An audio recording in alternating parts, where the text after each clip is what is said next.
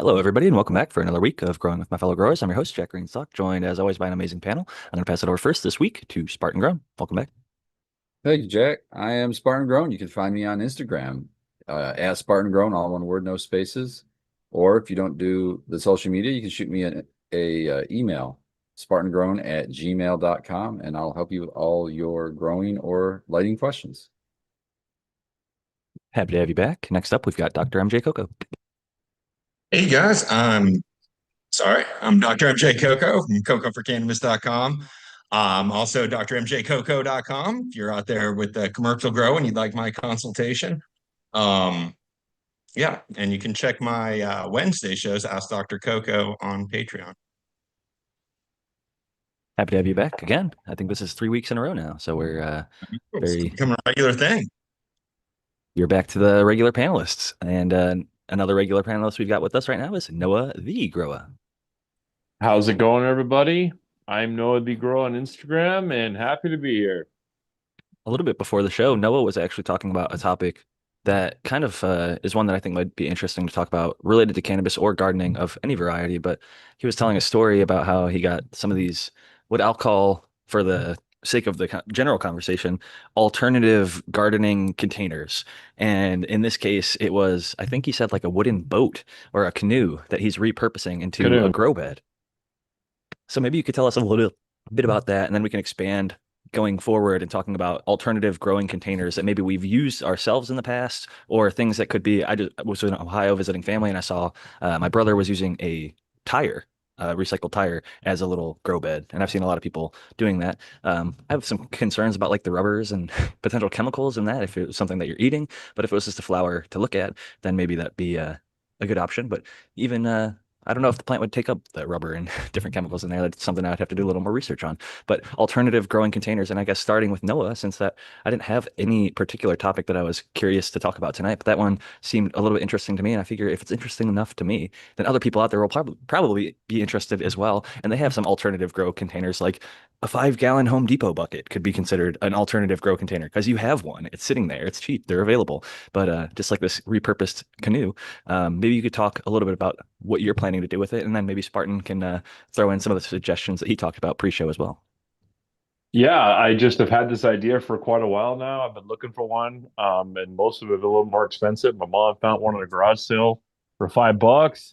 I went and picked it up. My nephew helped me put it on there, and I'm just planning on turning it into like I was telling you guys, I have like a little section down by my mailbox that's probably about 25, 30 feet long and probably about 15 feet wide. It's just grass that I've been having to maintain that I've been kind of wanting to put a flower garden down on, but underneath it is my water main, and unfortunately, I know that's where my water main is because it popped twice, and then the third time I had to completely replace it. It was very expensive, but yeah, I'm just planning on putting that there to kind of contain it so the roots don't go down and mess with that water main, and just to turn a little area. But I've always wanted to do that.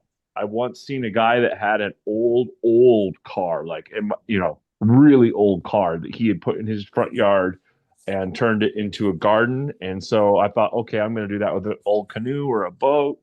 And I've been kind of just kicking this around for a little while, and I'm definitely gonna build this soil. I'm gonna do a little modified little miniature Hugelkultur thing with it. I'm just gonna do flowers.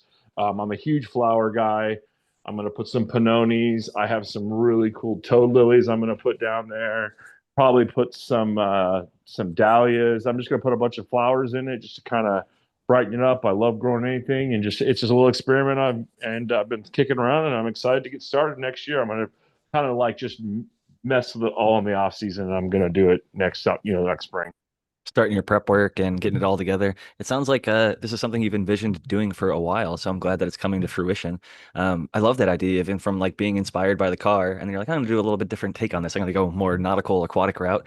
But naturally, I actually think that the canoe or any type of like boat of that shape or variety repurposed for a garden makes a kind of nice little garden bed just by the shape and size, the heights of the walls, the width and the depth. Like humans can naturally kind of work around in those shapes and sizes, and so it's you were mentioning that your yard is kind of non-traditional shaped, so you're taking advantage of something. And on top of that, you had the benefit of not growing the roots down into that water main. So like win-win all the way across the board, and you're beautifying the area. So I think that's pretty awesome. I think Spartan had a good suggestion that he mentioned before the show as well on how to potentially fill it a little bit more cost affordably. Yeah, I was like he was saying, just do like a modified Hugelkultur. And one thing is usually people, if they have property, they have access to branches, bushes or off of trees, things like that. Do some trimming on your branches, and then all that extra material you can jam in the bottom of that thing and then put your soil on top, and then you don't have to have all that soil. All that organic material is just going to soak up water and act like a water sponge and slowly release nutrients that have, after years and years and years. But the biggest benefit is that sponge-like water retention that it does. You won't probably have to water it very often, and you don't have to use a bunch of soil. It's a win-win from the cost perspective and both on the cost of the water retention, and cost of the inputs. But I want to give the American one a second to welcome himself in before we get back to our conversation. Cheers, Tal. Hello, Jack, Dr. MJ Coco. Good to see you, Spartan, Noah, everyone in chat. I am the American one on the YouTube, and I'm glad I made it tonight. A little bit late, but yeah, great to be here. Better late than never. I think Doc is one-upping you with the more regular panelistship on the last 3 weeks at least. Uh-oh, watch out. He's been here the last 3 weeks. So shout out to Doc Yes, glad to getting have back him with back. us. Good to see you, Doc. I think you might have Uh, been there for the first one too. I can't remember, but my memory's not as good as it could be in certain categories. But I wanted to pass it to Doc because it looked like you had something that you might have wanted to say about Noah's plan and potential idea. I have some questions. And maybe I just missed this when he explained it, but is the canoe going to be like set on the ground? Is it going to be dug into the ground and submerged somewhat into the ground? Or is it going to be like held up above the ground? Well, Um, so that's interesting. I haven't quite decided. I'm definitely okay. So it's have kind of thought. like the area it's going to is kind of like a little slant. One side's probably about 4 inches down. I'm definitely gonna have a buddy. I've been thinking about this for a while. I'm definitely having my buddy help me. We're gonna definitely dig it down, probably like a foot to 8 inches, just so that it's secure, so that like a kid doesn't like rock it or do something like that. Nothing dangerous, but I'm gonna definitely secure it down in there. And it's all just kind of a work in progress. This is just an idea that I've had for a couple of years now, and I've been slowly looking for a canoe. My mom found one. Like I had said to you guys, I was hoping for one that's like 8 feet, but this one is 18 feet. But I do have the area for He it. got a It's a big huge one. one. It's a huge one. I'll post a picture of it on my little 1994 Forerunner. My nephew strapped it to it for me, and the guy was like, "Hey, I used to drive this for my little Ford Explorer, so Oh my it God. barely fits on my Forerunner. It was quite. I just put my hazards on, and it did move at all, but it was a lot of fun getting it home, and I'm excited to do it, and I've had this idea for a while, and I definitely want to use the whole culture thing. I do a lot of different things like that. Like we have like a lot of different like plants all over our house, all over our yard and stuff, front, back, side, everything. And I mean, I just love growing stuff. So it's just going to be an excuse to go to like the home and garden show. I have friends that have like little plants that they get starts of and they give me, and like I've turned some stuff down. So I have some stuff that I'm going to put in there. I'm going to go buy more stuff. It's just a fun area because I'm pretty much running out of room everywhere else that I could put flowers and stuff like that. So I love growing stuff. I love learning how to grow things besides cannabis, and it's going to be an exciting journey. My next question is, are you gonna rent? I mean, are you gonna put a hole in the bottom of the canoe? Does the canoe already have a hole? Are you gonna perch a water table? Are Dude, you that's so yeah, funny you say that because I'm definitely gonna put holes in it. It's a okay. 1969 uh canoe. It's got these really cool like old like 1984 like stickers from when I got licensed, and I almost feel bad doing it. And I showed another buddy of mine, and I could tell he kind of wanted me to give it to him. I haven't decided. I'm definitely doing the canoe idea, and then like I'm definitely gonna put like holes throughout it, like probably two on each side, then probably one like every 18 inches for drainage. I mean, I know how that goes. But The water it's should run pretty smoothly through the bottom of the canoe. If you did what Spartan's talking about and putting like branches or other kind of loose material down in the bottom, then if the canoe's at any kind of incline, it should just run out the bottom of the canoe inside. There should be a gunner channel that the water can just travel down. I mean, maybe not, but most canoes have that channel right through the bottom of it. That would be perfect for just like giving it a bit of an incline and then one hole. yeah, I don't, yeah, I think the canoe is it's cool. I've never thought of it before, but there's some cool advantages to the way that they're designed, sort of that would help with that in the first place. And that's one of them. oh yeah, it's definitely something I've been thinking about for a long time, and I'm excited to do it. And it's all going to be a work in progress. I'm in my late 40s, so my mom is in her late 60s, and so she goes garage selling like all the time. She's been Yeah. knowing I've been wanting to get one for over a year now, and she found one, and it was Did you quite say the drive $5? too. Did you What's say that? $5 for it? Yeah, listen to this. Okay, so it's $5, and It's not like water ready, right? It's like just sink if you put it in the water. No, no, no. And the guy even told me, "Hey, this is you can take it out anywhere you want." My son was Working? actually, yeah, oh yeah, and that's why I feel bad about it. It came with two really nice paddles, and I was like, "Oh, I'm gonna mount one of the panels on the side, and then I'm gonna stick one and like get a plant around it." Use that But for hash, bro. yeah, I'll give listen, I story. know for a fact that my I sister got got those paddles because they weren't there when I went to pick it up, and she lives close to a lake, so I'm bummed about the paddles. But yeah, these people were just sometimes at garage sales, people will just, this was like Oh, a I've million gotten dollar some scores, house, man. a million Yeah. dollar house too. So it was interesting little adventure so far already today. So All right, dude. Have your mom look for another canoe for me. oh, I would swear I want another one too for my backyard, like or a boat. Or a yeah, just to small boat paddle too. around in, right? So I'm all in, and I was already thinking about this, like, whenever it happens, whenever this house gets sold, the next guy's gonna have a lot of head scratchers, like, what is this? So Okay, so the final thing about the whole canoe boat garden thing related to this drainage thing, if you do have it like all throughout or wherever you got the holes in the bottom of the canoe, I dig down deeper and put some gravel or something, make it so the water doesn't get blocked up right there. Give that area good drainage so that the canoe will function and drain well. Just don't plop it down and assume like holes will always drain out. They'll just get really like impacted and then come, Muddy. yeah, muddy Make it and like a stop. French drain situation for like a 6 inches or something.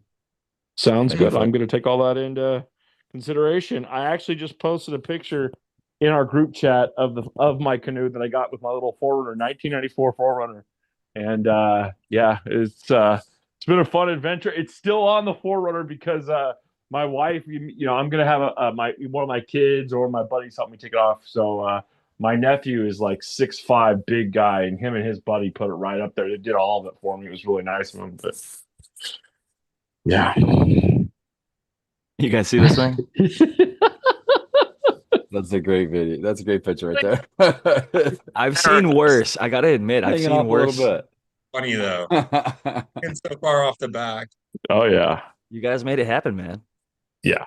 It's a lot of fun, and I'm You probably excited spent more about than it. $5 in gas just to get to and from. Dude, I had to give my nephew, he was like, and his buddy, they were like, they had gone with my mom, which is his grandma, shop garage sailing, and they always do. And he was actually like at Goodwill, and I told my mom, I said, I don't know how I'm supposed to load this thing up by myself.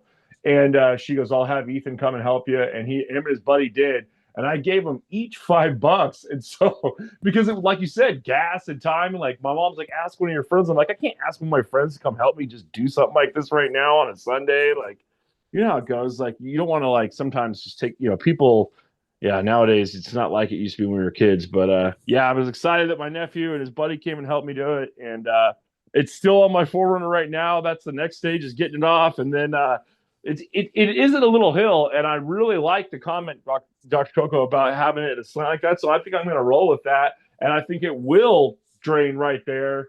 And I live in the Pacific Water Northwest, runs and it's downhill. very rainy. So yeah, it that I'm definitely gonna put some holes on the side of it there. I'm still working it all out, and I almost feel bad putting the holes in because that was the plan. The plan was to find one that wouldn't that wouldn't float, Wasn't seaworthy. that wasn't seaworthy. Exactly. Now, commenters So are upset. They're like, save the canoe. I don't know, right, man. It looks a little dirty and beat up. There's a bunch of canoes out there. Nobody wanted it. It was right. $5. I Let's know, let's and I not love it. memorialize It's the got a thing too really much. cool patina. I'm really excited about it, and yeah, I'm definitely I am going to use it, and I'll post some pictures when as we go along here in the next years. So it's going to be a lot of fun. It's a journey I'm excited to be on. I would Canoe fun. rather Noah fulfill his dream of having this canoe garden than us worry about this one 1960s Yeah, canoe. no, it's gonna bring joy to somebody. It's gonna Hmm. bring A lot of joy somebody's.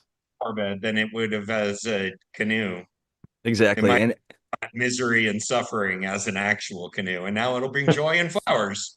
and Absolutely.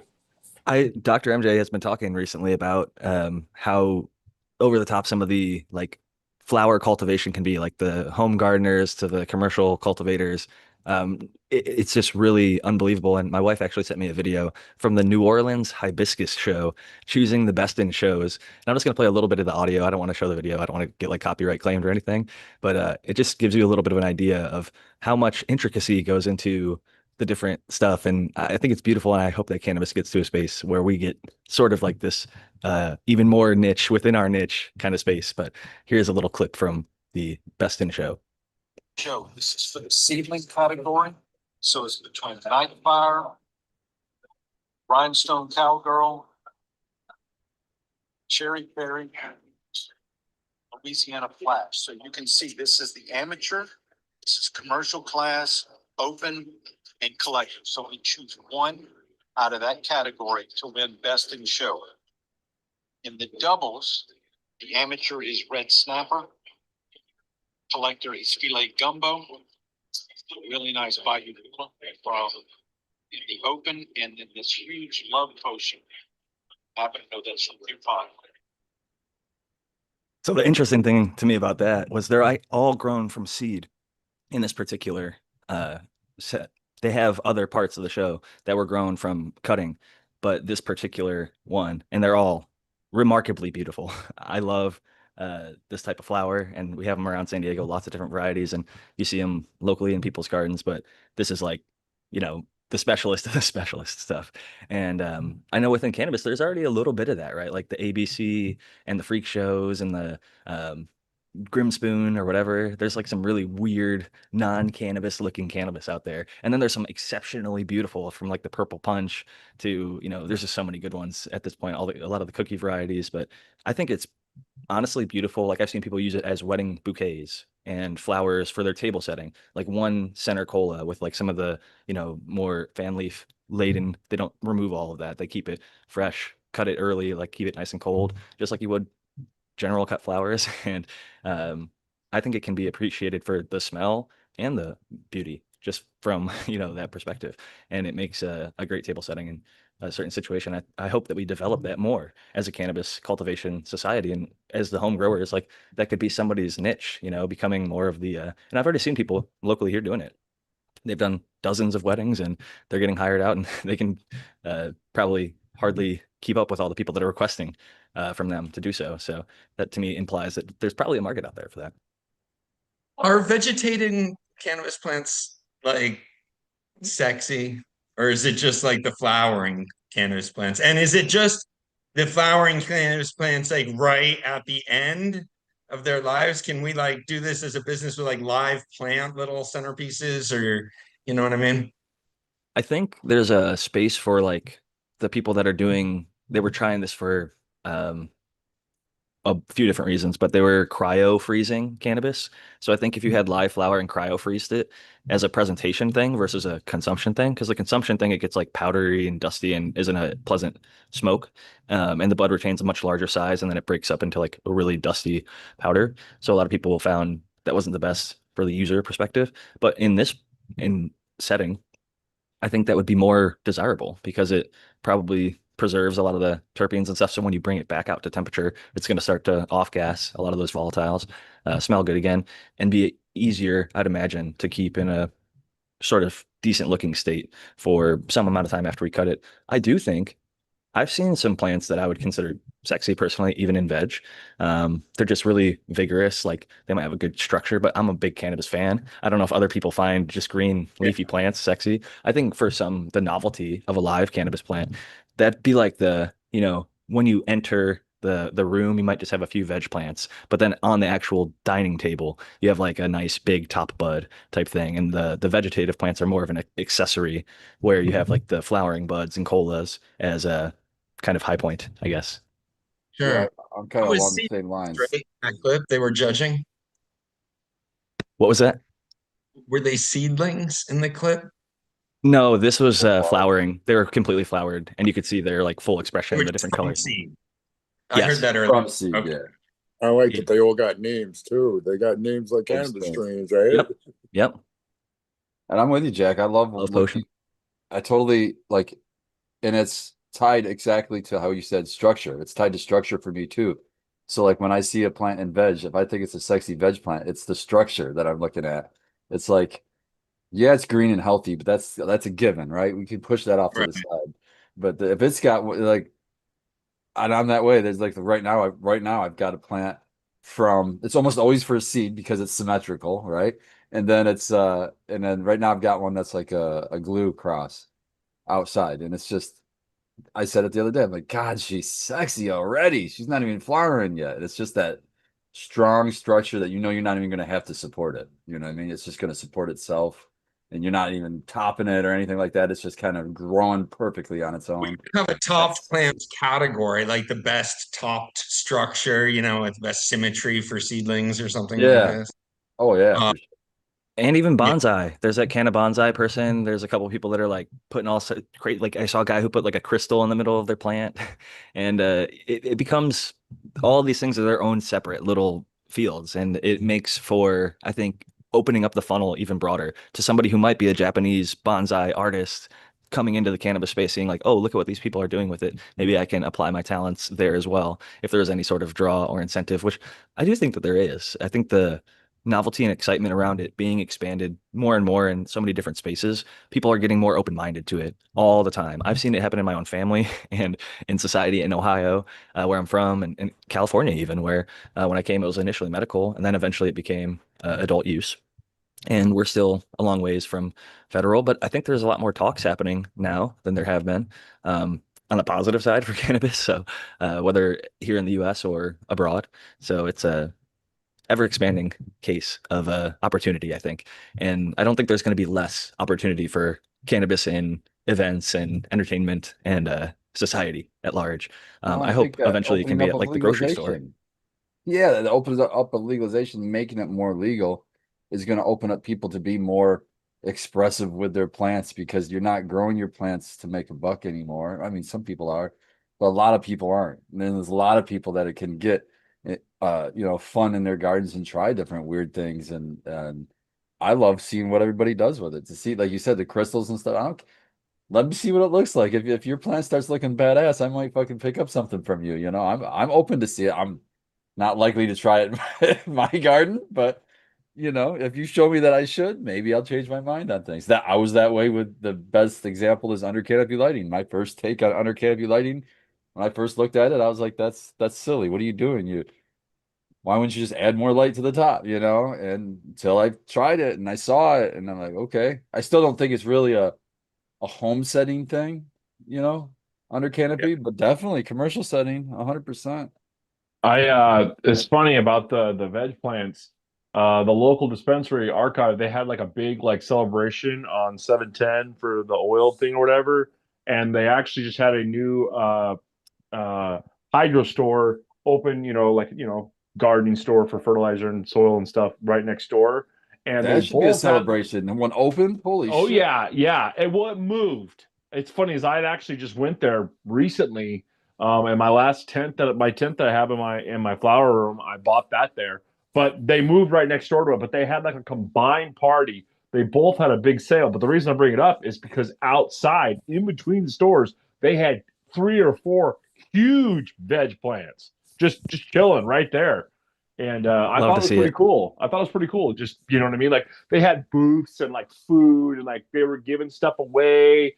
And the main dude, I forget what his name is, but he was doing like a big like hash presentation out there. They had a big party going. Of course, I could make a hell of a lot of stuff going on, but I seen buddies of mine that went there and were checking it out. They had a big sale on all their clones. They had like a crazy clone drop where they had like 4 new clones drop. One of them was like $200, some crazy like grape something sativa that's supposed to be like 5 or 6% like return on like hash, like washer or whatever. And yeah, they had like a big God, that deal. sucks spending $200 on somebody's word and the word of the person selling it to you. That's the worst. Sure. Oh, I hate dude, that. they still have them. I didn't go get one. So yeah, totally. Heck no.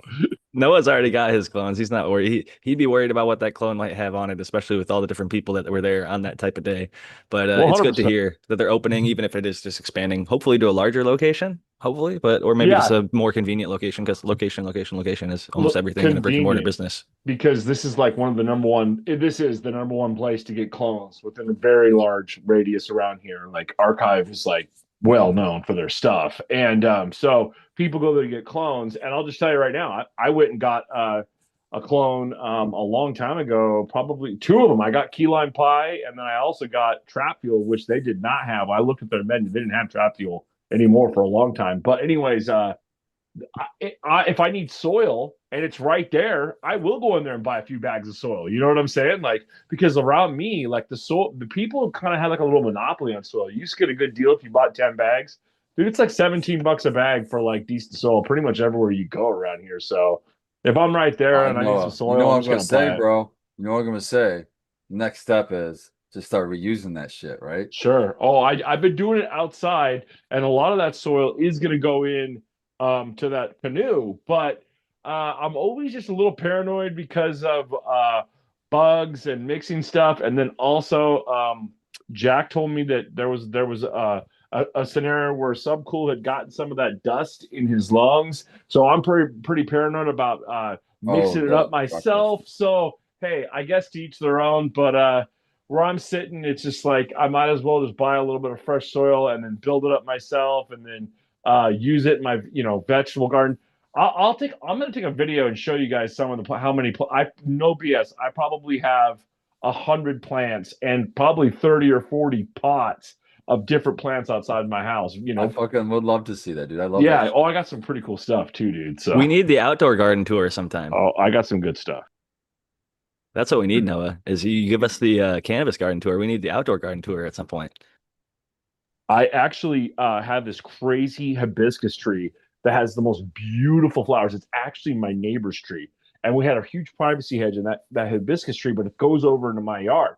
Well, he started cutting down this privacy hedge where I could not believe he did that. And when I went up to him, I'm like, hey, man, you're not cutting down my hibiscus tree, are you? And he goes, no, no, no. But I did not take his word for it. And me and my wife started 3 or 4 of them, and we have like little ones. And my brother-in-law, he's a big time. He owns 5 acres, and Oh, he's a big nice. time. He's got all kinds of crazy plants and trees. And he was like, "Hey, you got to give me one of those trees." I gave him one of those. I gave him one of my toad lilies. Like I love all that type of stuff. That's why this canoe thing is actually a really big deal because now we have a lot more area to get new stuff, to go to the home and garden and stuff. Yeah. And It's a whole yeah, new And you're spot. using that space yep. that you were just mowing. That's just the I was like, I don't mow grass, I harvest grass to put in my fucking compost. But if I just find more ways to make more gardens beds and less mowing because I don't need to harvest that much grass. That's good. Totally. And you've got compost and worm bins and stuff, so you're keeping your cost inputs incredibly economical.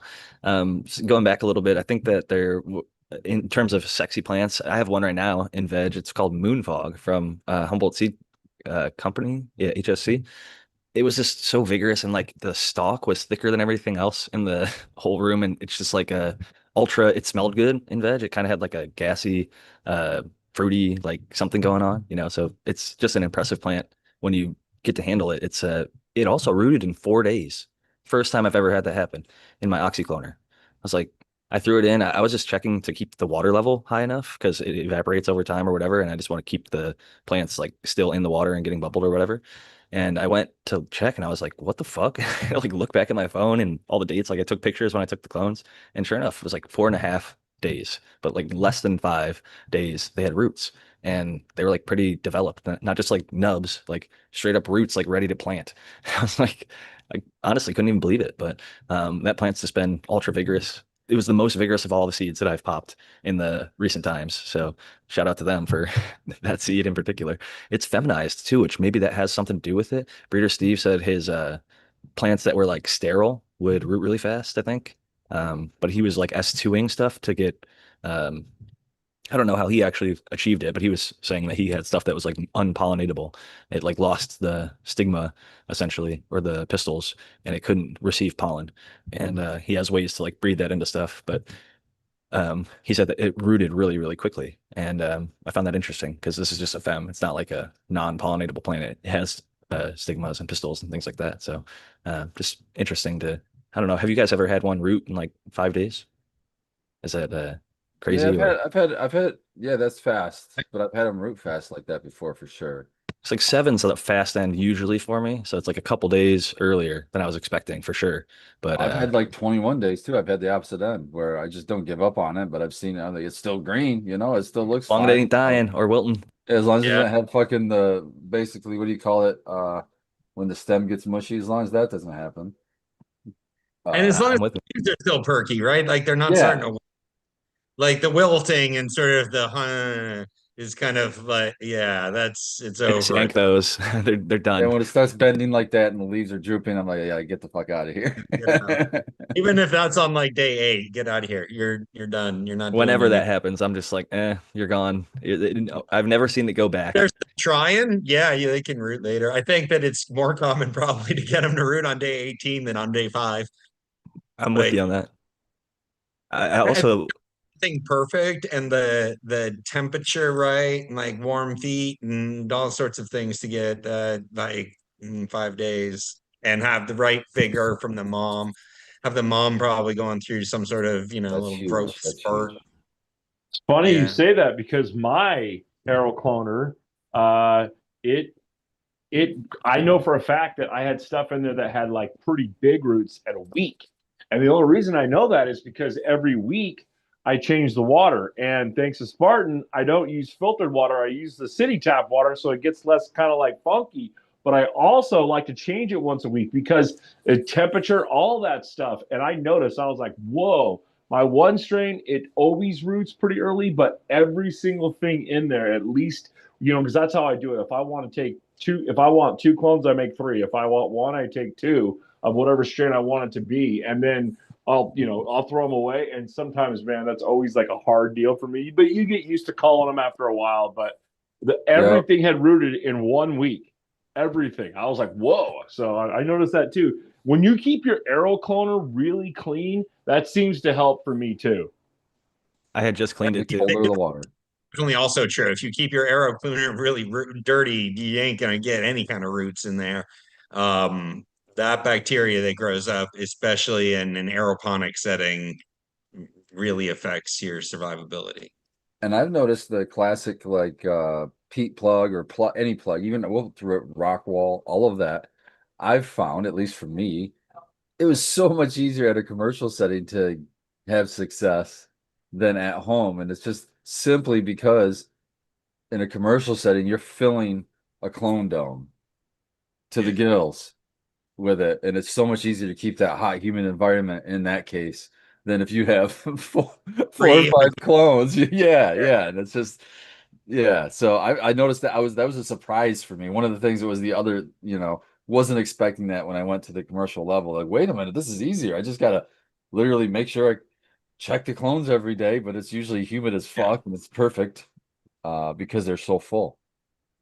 Usually Yeah. take that thing off, shake it out, or just like lift it up a little, off gas some of the humidity even, and they steam right One back of the up. jobs that we did in the SOPs, we literally would take paper towel every day and wipe out the clone domes because they would be, full of When Clogged up. moisture. and you can get WPM in there if you really let them. Yes. Aren't careful. Yeah. That's you often will see clones with WPM on them in nurseries. I saw cookies notoriously got called out for that because they had them in their like shop with mold on them, and people like taking videos, and it looked real bad.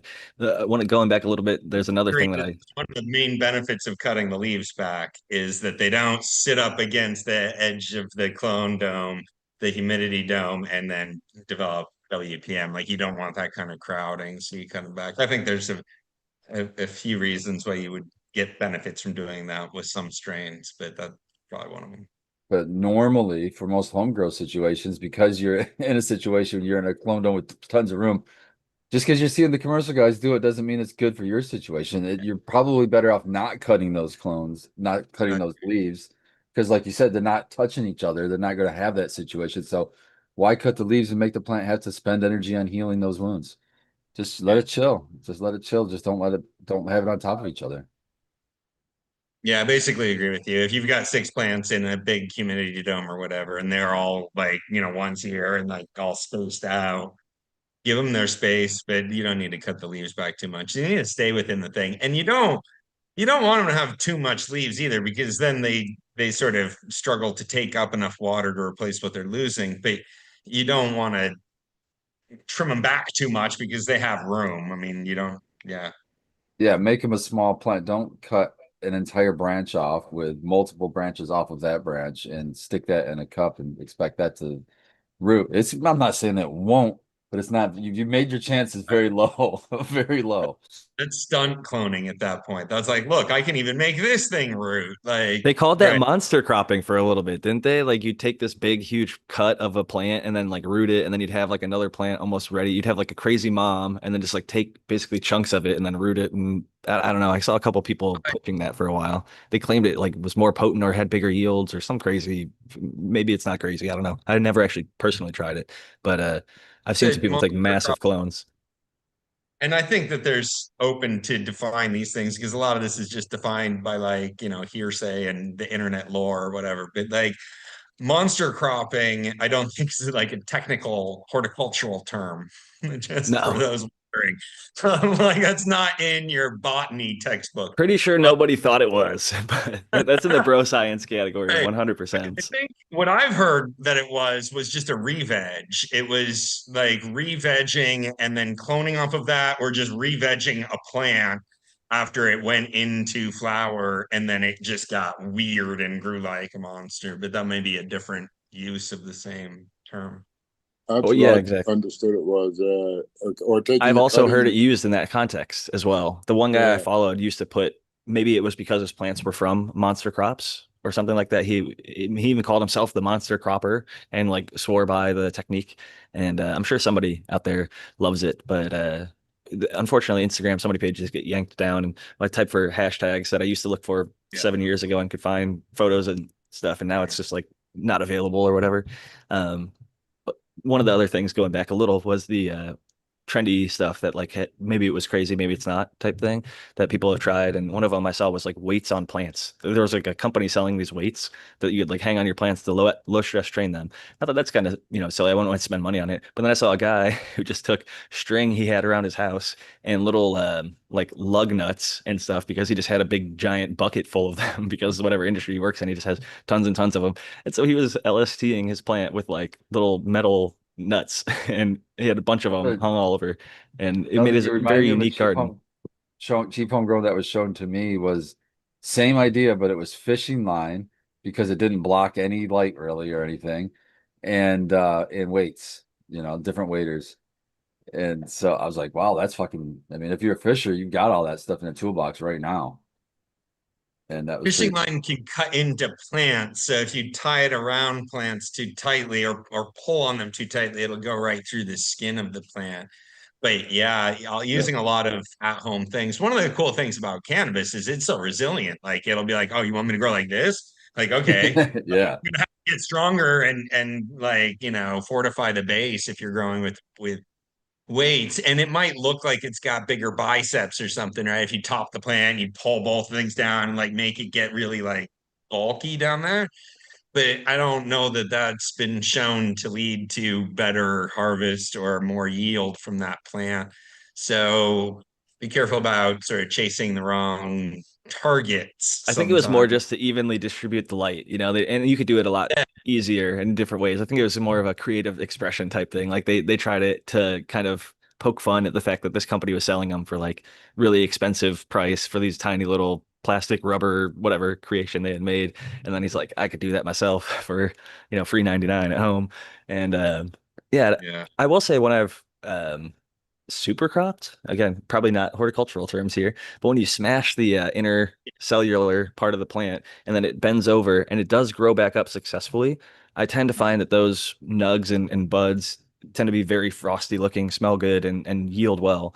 But if it doesn't bounce back up from that, it's usually worth just cutting off the plant entirely because it ends up sucking and not being in like the well lit areas and well ventilated areas, etc. So a certain amount I of don't stressor. It'd be interesting if our audience knows this. I've been around a lot of different gardens and gardening practices. I don't know another cultivar that we do that to. I mean, I super crop my cannabis plants, and we do that in commercial facilities that I consult in.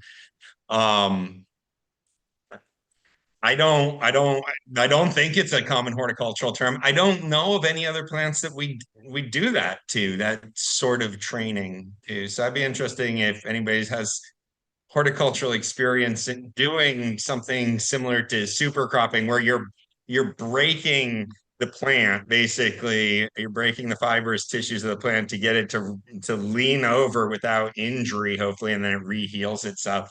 Oftentimes with the cannabis plants, you have to hold it down or it'll build itself back up. And you can move plants around, you can take height off of plants. I think it's pretty much something we do, and thinking this through in indoor cannabis cultivation and commercial scale, we do it when the plants are getting too high and they're like sort of running up into the lights, and we'll bring them down. It's rare that we'll super crop extensively before that. And that's just not a common problem for a lot of cultivation. But that was an interesting thought. I don't. It's something we certainly do a lot of in cannabis growth. I don't know that any other cultivar gets a similar treatment.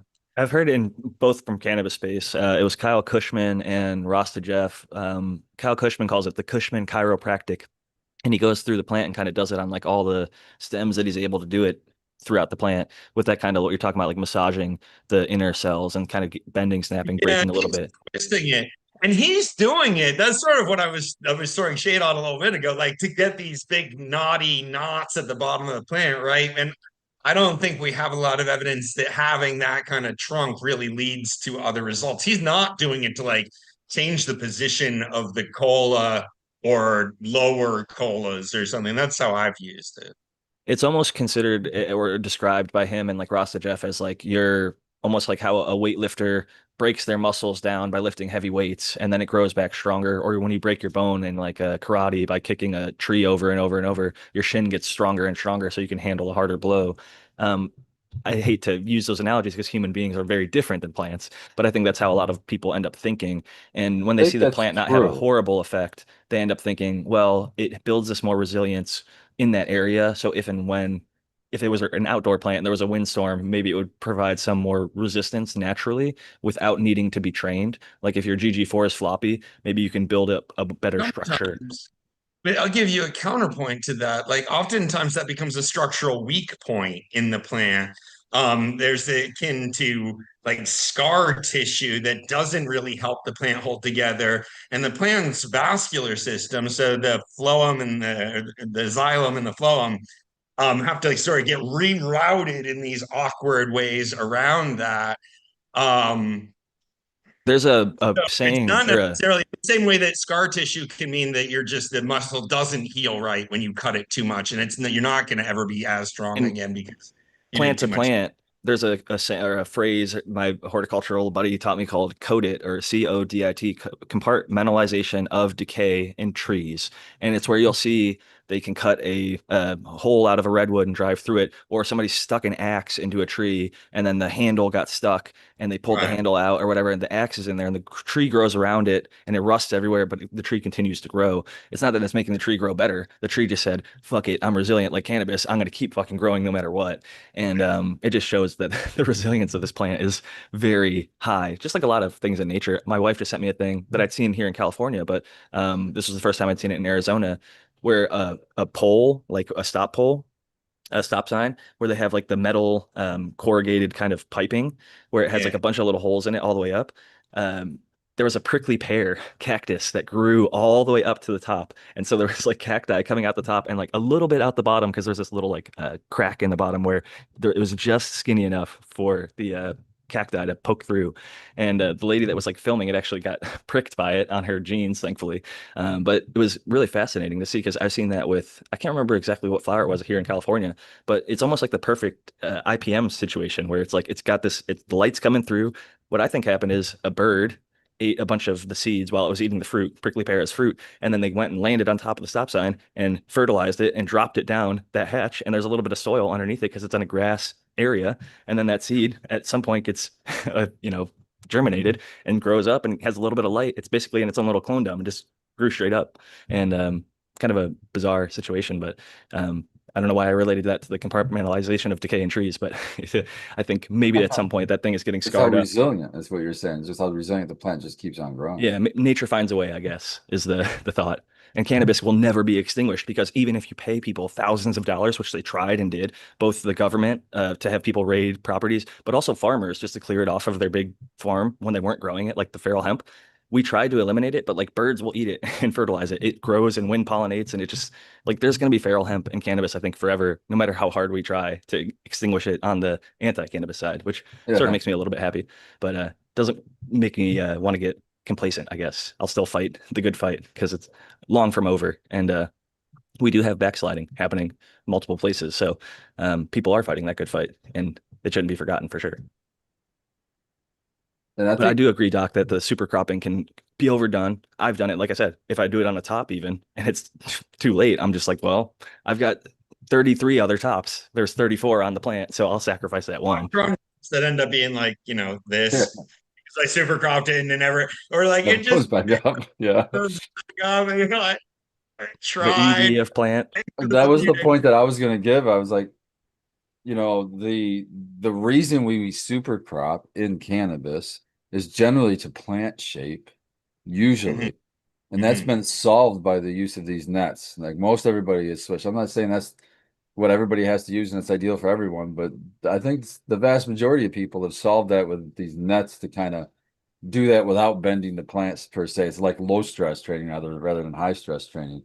But Yeah. what I was going to say, what I'm the most for doing that, and usually am doing it myself for, and it's always indoor, it's never outdoor.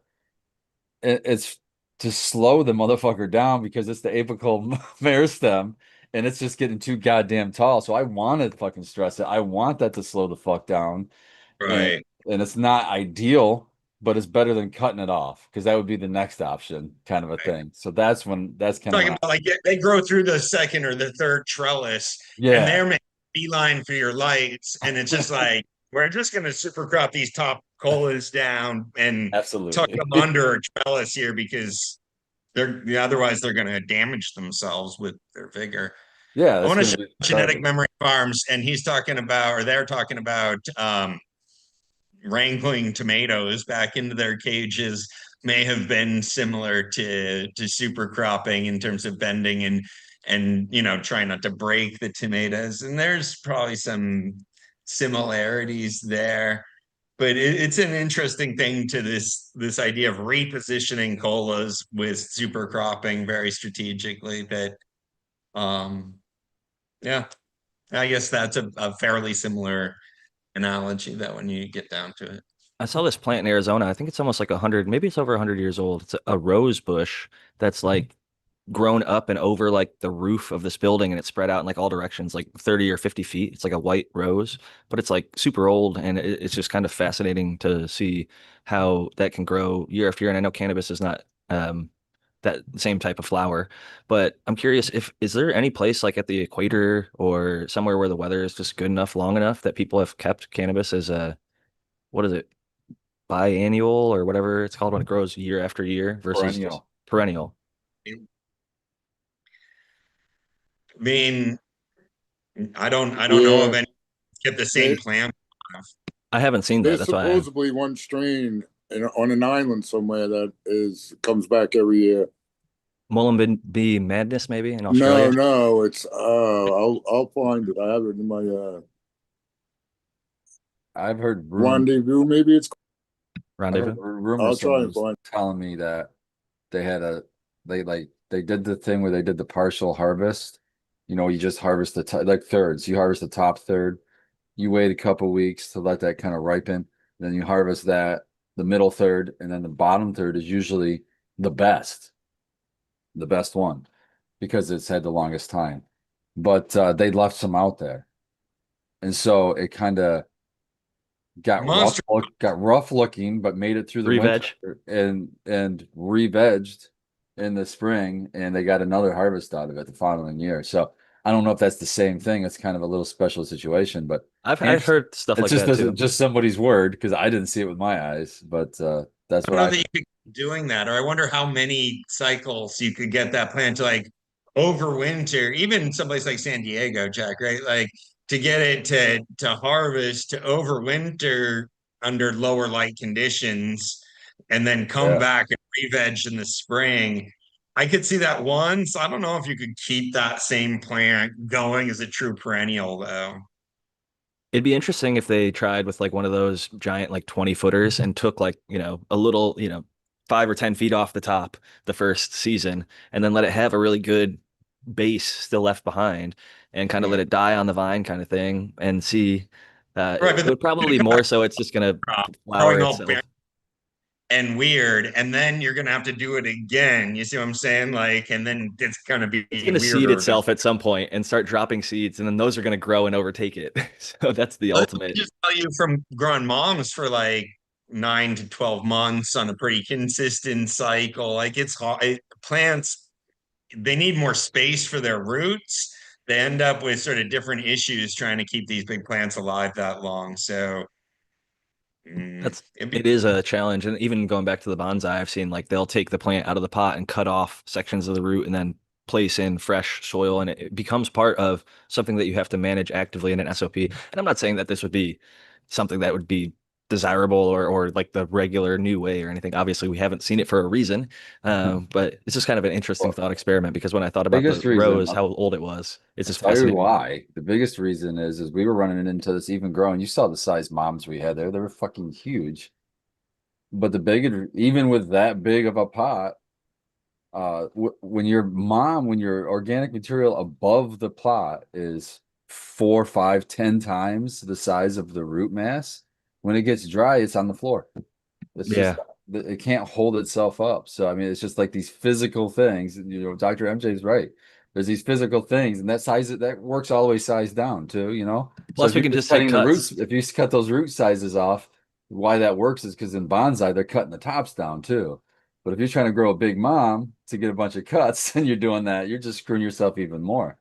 root pruning bonsai plants specifically because you want them to grow stunted and miniature like because it's cute. Like that's what we're doing with a bonsai plant. Like, but you're absolutely root stunting a plant is like one of the main bonsai techniques to get it to grow so slow. That's why the pots are so little. And And I know that some people do stuff and want to do stuff, and we were kind of talking about that at the beginning. Maybe you want canvas plants for like centerpieces at a wedding or something. I mean, that's a totally different goal than what I normally have when I'm growing cannabis, which is like we're trying to grow cannabis over here, like that stuff that we can smoke and do other fun things with.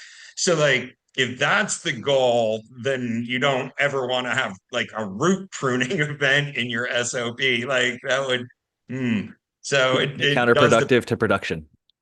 yeah, so we're already kind of down a rabbit hole that I can't imagine like anybody that's really interested in just maximizing production. They're not going to try to like overwinter the same plant like several cycles. I can't imagine a business argument for doing this, but like the science, yeah, it'd be fun to see what's possible. I was also thinking like Hawaii, but the humidity levels and the amounts of rain would just make it challenging from a that perspective. But I just think that we, on our human production level, taking cuts is so efficient that we're gonna hunt seeds and take cuts of the best plants and continue to run them. Like Chem 91 has been around from 1991, OG Kush, another 1990s strain, Gorilla Glue, early 2000s. We're talking about 20, 30-year-old plants that are still knocking around the doors of maybe being top five or top 10 best stuff. And Those are regrowths out of clones. exactly. So, No. I'm agreeing. That's why we've gone that route. We're not going the route of root pruning and trying to grow things year after year. It makes just way more sense. It's funny to think in our head magically sometimes, like, oh, what if there's a plant in Hawaii that just grew all year round and you could go up and take a little bud off of it here and a little bud off of it there, and you come back the next year and it's the same Maui Wowie from 5 or 10 years ago or whatever. It's just Well, Jack being too stoned over here having fun. it's sick. it is true that, I mean, they don't have the same change in day length that we do in the northern and southern hemisphere.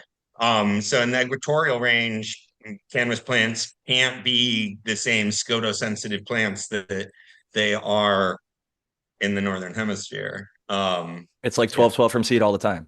Almost. It's like 11-13 or 12-12. It's like more in yeah, that it's range. Imagine Yeah, that to grow outside, you'd have to add a light to extend the light Peter Steve did period that. Just a little to bit of veg veg to keep them to out of veg flowering. outside. That's awesome. The commercial things, and it's a lot less light intensive because you just barely need any light to keep them out of their flowering period for the most part, and relatively compared to getting them to flower, sure, but you could give them more light make and them grow way faster. grow faster. Like in greenhouses He was like that hectare scale. we're all supplementing the light on the dawn and the dusk edge, and to be able to run right, into the night when we can do 16 hours or 18 hours.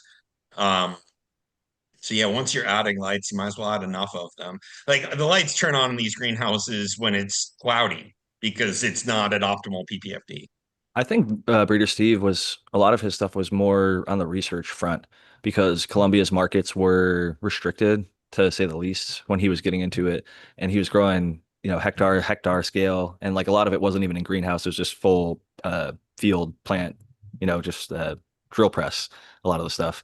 So again, much different than what we are doing at the whole horticultural level indoors, trying to maximize production with grow tents. And do you have a grow behind you? Is that what we're seeing over? Well, no, it's just a door. It almost looked like a grow tent behind you. I saw the frame and I'm like, I think he's still in Tennessee, so I don't want to like out him if that is the case. So I That's will some not Mother bring Nature's that back grow up. going on out there. It's got the same glow behind me. We both got it. It's interesting because you guys get light so much longer than here in California, as I'm a little further south. And I just went to Ohio and I always got tan out there. It was nice. Got a lot more sunlight and closer to the sun because, Further south than me. I'm pretty much due south of Spartan at this point, but I'm technically in the south. So oh, yeah, I guess we're probably on a similar latitude line then, right? I'm a little further north in San Diego. Okay. Not much though. That's interesting. San Diego's latitude 33, right? Yeah. Everything. Yeah, it's Something latitude like that. I admittedly hardly recall a lot of that stuff. I think 30. well, something's I've got 43. I think all that. Humboldt is 43 is the one that sticks out to me because a lot of people reference that as like we're 43 north latitude or something like that. And I don't know. I'd have to ask the old Google machine. sounds close. Because I think like Long Island was like 42. But I did find the strain I was thinking about. It's called Zamal, and it's from an island in Madagascar, and it's not perennial, but it's perpetual. They say in the one article I read that it just because it's 12 and 12 light cycle down there. So yeah, that's termed perpetual, not perennial though. But yeah, Yeah, no, that's a difference, but only because of the where it grows, basically in this case, because it's growing someplace where the seasons don't change. right. We're 1 degree, like Interesting. 1.3 degrees, Doc, you were right. San Diego's 32.7 and Tennessee is 34. But I mean, that's pretty dang Oh, and close. 33, I was like right down the middle. Yeah. I will say it is far enough south that we do have almost more Mediterranean or tropical weather. Sometimes we get like those tropical weather fronts and things like that. We have interesting weather. They're saying extreme heat warning, but that's more for the inland stuff. But even on the coast, it's going to be a little bit hot. Tao, it looks like you sent the Alchemia. I'm going to check that out and see if maybe I should screen share that. We've been having extreme heat here up in the Midwest. That's for Yeah, sure. there's some pictures of it. Looks pretty. It's been actually nice here the last couple of days. Nice meaning that it hasn't been too hot because it's been really stormy. I was spoiled enough to be in Lake Erie one day and in a pool the other 2 days that I was there. So while it was 80s and humid, which is much warmer than it is here in San Diego, I was thankfully getting to enjoy it because spending some time with the family and my nieces and my brothers and sister and mom, and it's a great time. I'm very, very thankful I got to see all of them. I don't take it for granted. It's usually like a once a year thing for me at this point, unfortunately, due to the distance and cost of travel. But yeah, it was a fantastic time. Nice. Nice to get in the body of water. I do have the thing pulled up here on Alchemia, so I'm going to try and share my screen so that we can show what Tao was talking about here just a little bit ago. Let's see. How cold was the water? I've never been in Lake Erie. I think Not I've cold at flown. all. It was like probably 70 something. It felt great Nice. getting in. Yeah. Oh yeah. It's the shallowest Great Lake, so it has the worst undertow and the biggest waves. So it's a Damn. pretty intense lake. Right. Somebody unfortunately passed on one of the beaches that we were at because Jesus. they're drowned in the undertow like a week or so earlier. And it's just a reminder that you have to be very Right. I safe don't around water. realize if you look up the stats every year, the lakes, especially like Michigan, the people are get sucked out there every year, and it's like nobody learns. It's crazy.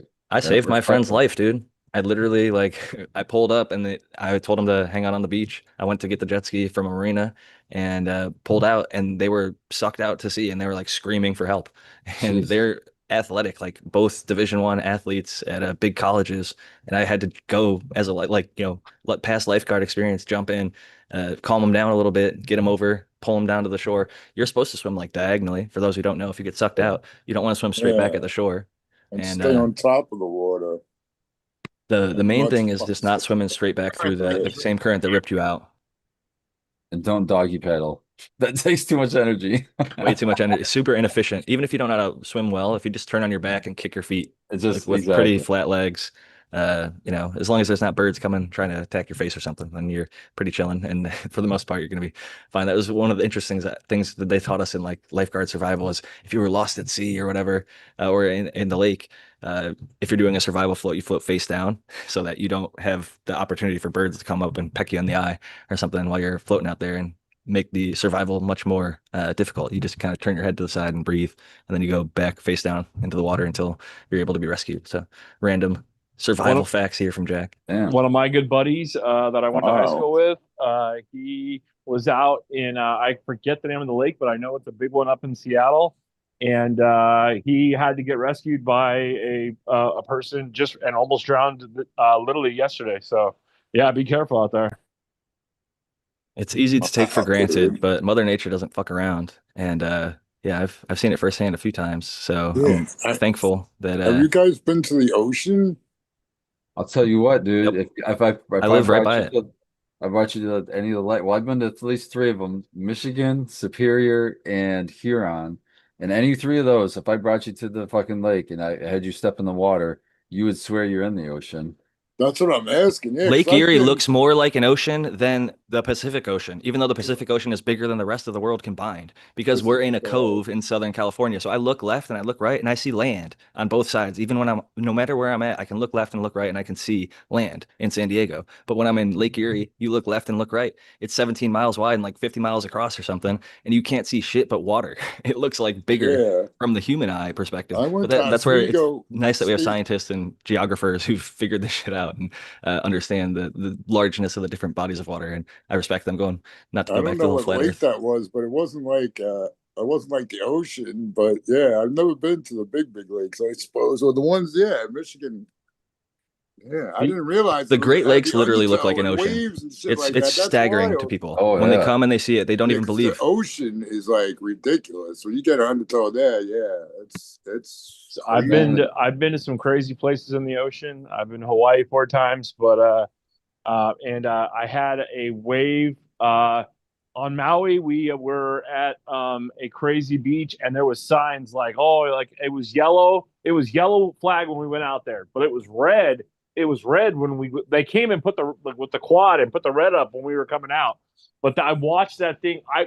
So I was swimming, and this big wave, it just a sneaker wave. It came out. It probably had to be like 5-6 feet high, and I tried to paddle up, and boom, it hit me in the head, sent me spinning. I lost my glasses. I had to go to like a 24-hour lens crafter to get new glasses. And I told my wife. My wife was a lifeguard growing up. I told my wife, I said, "Hey, babe, you got to be careful on this wave. These waves." And she goes, "No." And I was just kind of like putting around. Next thing I know, another wave picked her up and slammed her on the ground hard. And I was like, to the point where she wouldn't even hardly get in the ocean the rest of our trip. I had to take her to like places that were like protected with coves and stuff for like snorkeling. She would not get on any of the places that we were going, the crazy places. So It'll rattle you, man. be I was a careful, body surfer. man. I body surfed for a long time. I got slammed once and held under the water, dragged across the bottom of the ocean. It'll humble your ass real quick. I looked out at that and thought I'll never go back in, but I figured if I didn't that day, I never really would. So I faced my fear and went back out, and fortunately was able to get through it. But it's the ocean is no joke, man. Powerful, It, dude. it Yeah. can. I saw in Hawaii, my dad's good friend Rick. We were in North Shore, Hawaii. This dude was standing in shin deep water. He was like 6'3", 240, big guy. He got picked up and slammed, broke his collarbone on the shore. Like, just like the water does not play. It's like Yeah. 5 gallons of water weighs like 40, 50 pounds. Thinking about the thousands of gallons that are in those waves, you're getting absolutely demolished, dude. It's like you stand no chance if you don't know what you're doing out there. Like the black ball days, I've been out to like the wedge here in Southern California. I've seen people's surfboards get snapped in half so easily. And it's like when you feel them, like there's pretty rigid ones. Like some of them are carbon fiber reinforced. It doesn't matter. It's just getting completely shattered if it goes hard down. But yeah, getting way off topic there. But it's Yeah, I interesting. went down the Gulf of Mexico and got in the water and up to my chest and would jump up when the waves would come in. And just that feeling is like it's picking me up. It's just literally picking me up and carrying me almost all the way back to the fucking shore. It's like that's wild, man. That's not a feeling you get very often. You can almost kind of dolphin it if you like dive right as it's crashing and hit the crest. It'll like launch you like 3 to 6 feet in the air, depending on how big the waves are, but you'll just get launched out into the ocean. And yeah, it's a beautiful but powerful thing, and we should definitely respect it. I want to give Tao some credit because this Zamal, a legendary cannabis strain from Reunion, I think it's interesting. Like going to Doc's point, it's definitely not something that we're going to grow for production or in the home grow setting. But I just think as home growers, it's fun to know about all the little ins and outs and the random facts and uh, kind of almost just bizarre oddities that we can find. And this one, just looking at it, I mean, African, it's got a very what I would call open leafy structure, more of like a creeper, like viney plant. Here's a probably a little bit better photo of it. Well, think about it, man. It's only got 12 to begin with, so it's like essentially it's from flowering as soon as it fucking gets out of it. As soon as it gets mature, it fucking starts flowering. a They little Trying to talk make- rare. about cultivating it indoors in this article, but yeah, if you keep going down, I think there's a picture of it indoors right there. Look at that There it thing. is. That's a wild looking plant. Doesn't I that really look want- interesting? That looks Out of like that- something I'd want to try, right? I think that's like the end too, though. Yeah. All good, man. But I mean, yeah, it can be grown indoors. It says kind of with the outdoor cultivation, they kind of coax it in a It's way. like all bud, dude. With just a few. Up there. Can I read? Bang. Oh, wait. But in its natural environment, Zamal weed grows throughout the year with a flowering photo period, making up for the lack of a vegetative phase with vigorous growth and a blooming period of several months. I'm struggling to make sense out of that. Yeah, I think that they're fantasticizing it a little bit. This is alchemia. This isn't like Okay, so this Well, is in it's in the 12 and 12 light thing, so there is no veg. they're considering that not veg, even though it's They not weren't flowering doing it. early, because it definitely isn't Right. flowering if it's growing for 3 to 4 months. I think How do you maybe make it might up for the lack show of early vegetative- sign. Well, I'm confused, but okay. We'll I just think they're give it- basically just saying it's flowering the whole time, and it's just a really slow finisher. What's So- weird is it says it No. only takes a couple months to flower there. 3 to but 4 in months. Europe, 'Cause in Europe it's 3 to 4 months of flowering. it'll grow vegetatively in 12 and 12, and then when it starts making the flower, when it starts making the pre-flowers, that's when they say it starts flowering, because it always grows in 12 and 12. So it should have a little bit of growth. Yeah, it's not going to just start Could you imagine that putting it outside, like somewhere in like in Cali, America, right? and just letting it veg? It would just get That's so extremely tall. I told you the story of the kid brought me real seeds from oh shit, not Ghana in Africa, and I put them inside, and yeah, dude, within a week they were above the light. They grew over 6 feet in less than a week, dude, for real. Once I put them under the HPS. African strains are notorious for being extremely stretchy and difficult to manage. And I think Yeah, they if you can give them be 16 to 18 hours of veg light, they really go crazy. they're at 21 south latitude, so much closer to the equator. Is where Reunion Island of east of Madagascar is where this whole situation supposedly originated. Where does it come Basically, from? right on the tropics, right on the tropic. Yeah, it says they grow coffee and sugar, and yeah, interesting. They're talking about this Yeah, plant maybe being used for medicinal purposes historically in those areas, which lines up with history of the time and culture there was along an with a lot of other article on stuff. strain hunters that they called it the perpetual weed, but it's since been taken down. It's not there no more. I don't know I why. would still smoke that. That looks pretty good. I'd give It that a looked, try. yeah. From I the would love to try it. lineage and genetics in the background, I just tried out of curiosity. Somebody asked me about the toad venom, and I tried some, and I don't know how authentic it was, but it was nothing special. So I said, "Don't worry about that hype."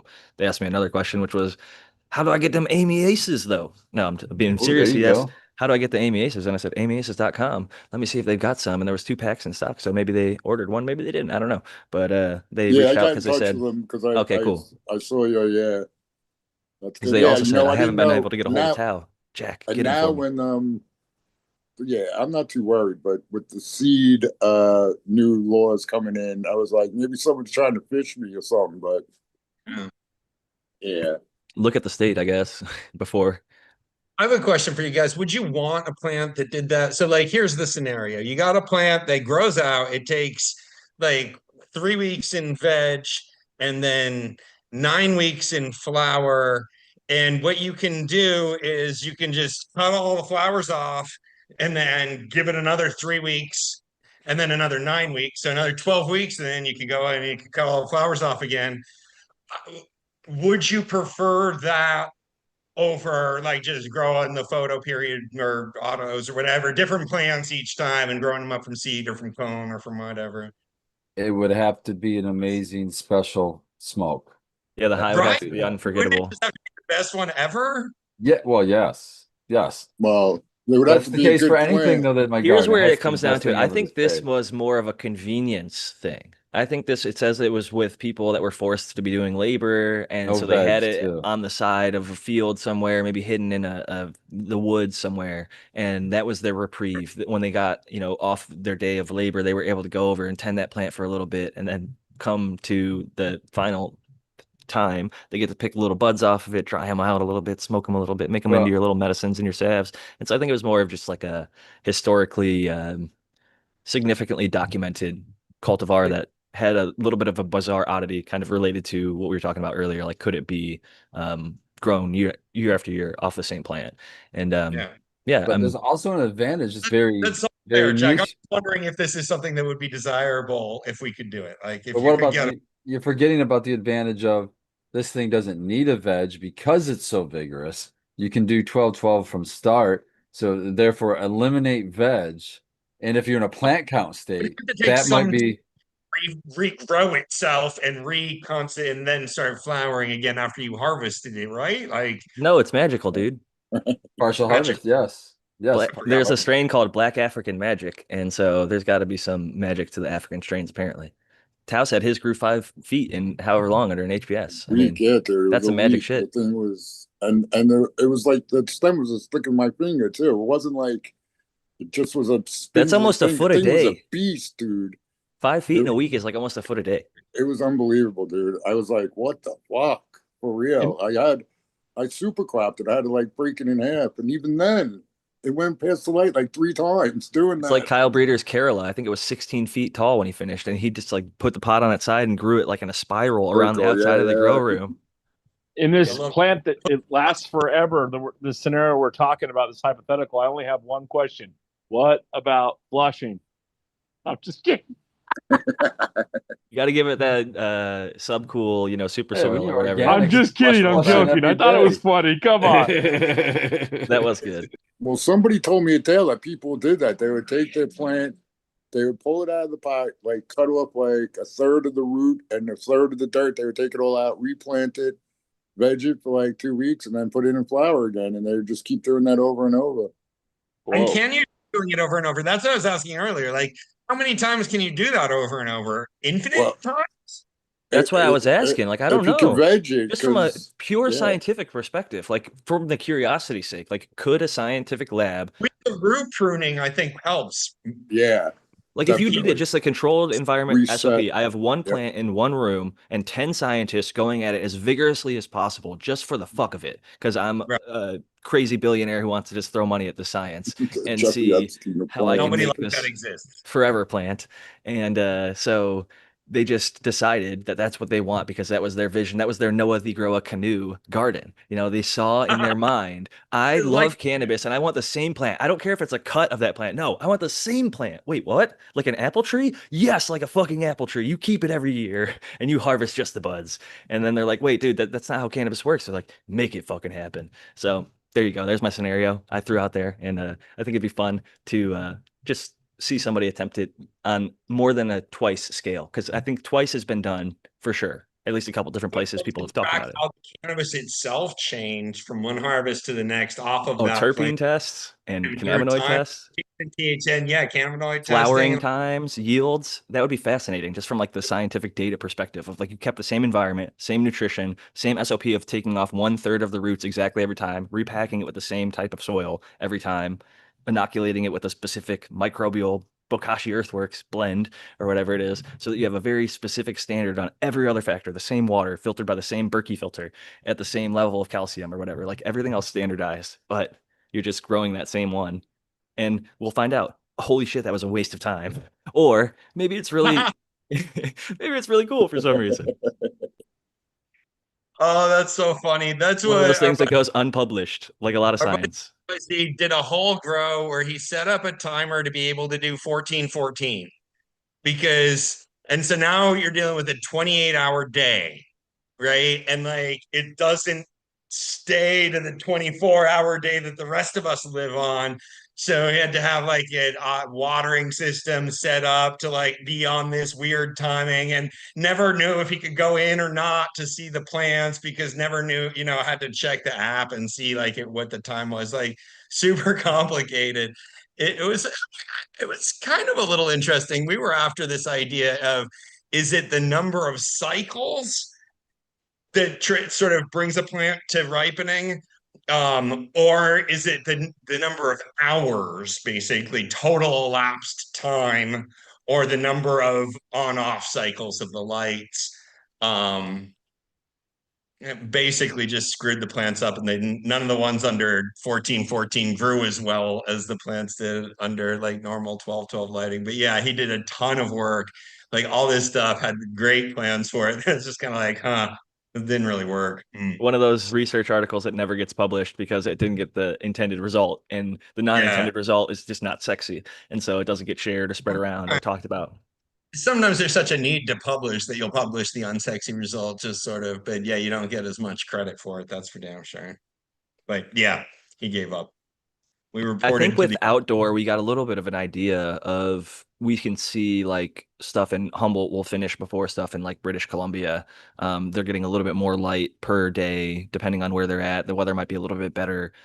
You have some great spots in both of those locations, but I think that they might come down like early October, where BC might be late October on a similar variety. And just I the was total definitely light cycle per day type thing, the DLI equations would have to be run, I guess. I think sure. A DLI might eventually be the right way to think about this, but not really DLI. It might be like HILI, like harvest integral. light integral, because we're probably looking at something about the total amount of light that the plant receives during the flowering period. Um, that does seem to be more than just the number of cycles. The plants kind of they didn't. They had problems recognizing sort of the 14-14 and staying on a 28-hour schedule, I think was an issue there. They're not sort of plastic in that way. Um, They've evolved for so long to have the photo period kind of trigger closer to 12, and some can go at 13. I think 13 might have been a little bit easier on the plants, perhaps, but Surely there's a maximum that they can absorb. So I think you get to these weird wonky schedules where they're trying to squeeze more light into it. If it's at high intensity, I think it's just wasted light at that point. exactly. It's a relationship between density of the light, the amount or sort of the duration of each individual lights on segment, but then there's also the total duration that the lights are on during the 8 weeks or whatever that it's in the flowering period. Um, he was really looking at, does it matter how we package this up? Is it still going to be 8 weeks if I do 14-hour days? Is it still going to be what's 56 of them? Right? Or is it going to be fewer of them because I've given them longer days that they get to mature more Yeah, during? that's There's interesting. definitely a PPFD difference, though. If you are at optimal PPFD, then you can shave anywhere up to 2 weeks off of a strain in terms of growing it under lit. So if you're down at 300 to 600 ppfd on one side versus 700 to 1100 on the other, you're going to have at least a week difference in finishing time. in my Velvet Punch testing, when I stress tested it under low light and gave it like poor watering conditions, just trying to stress it as much as possible, I could get it to finish in like 10 and a half, 11 weeks. But if I did like my ideal conditions to do like the best, photographic plants to put out there for people to see what it can grow like and get the best idea of what it would smell like at its fullest capacity, I could get to the finish in 8 even, like on the dot.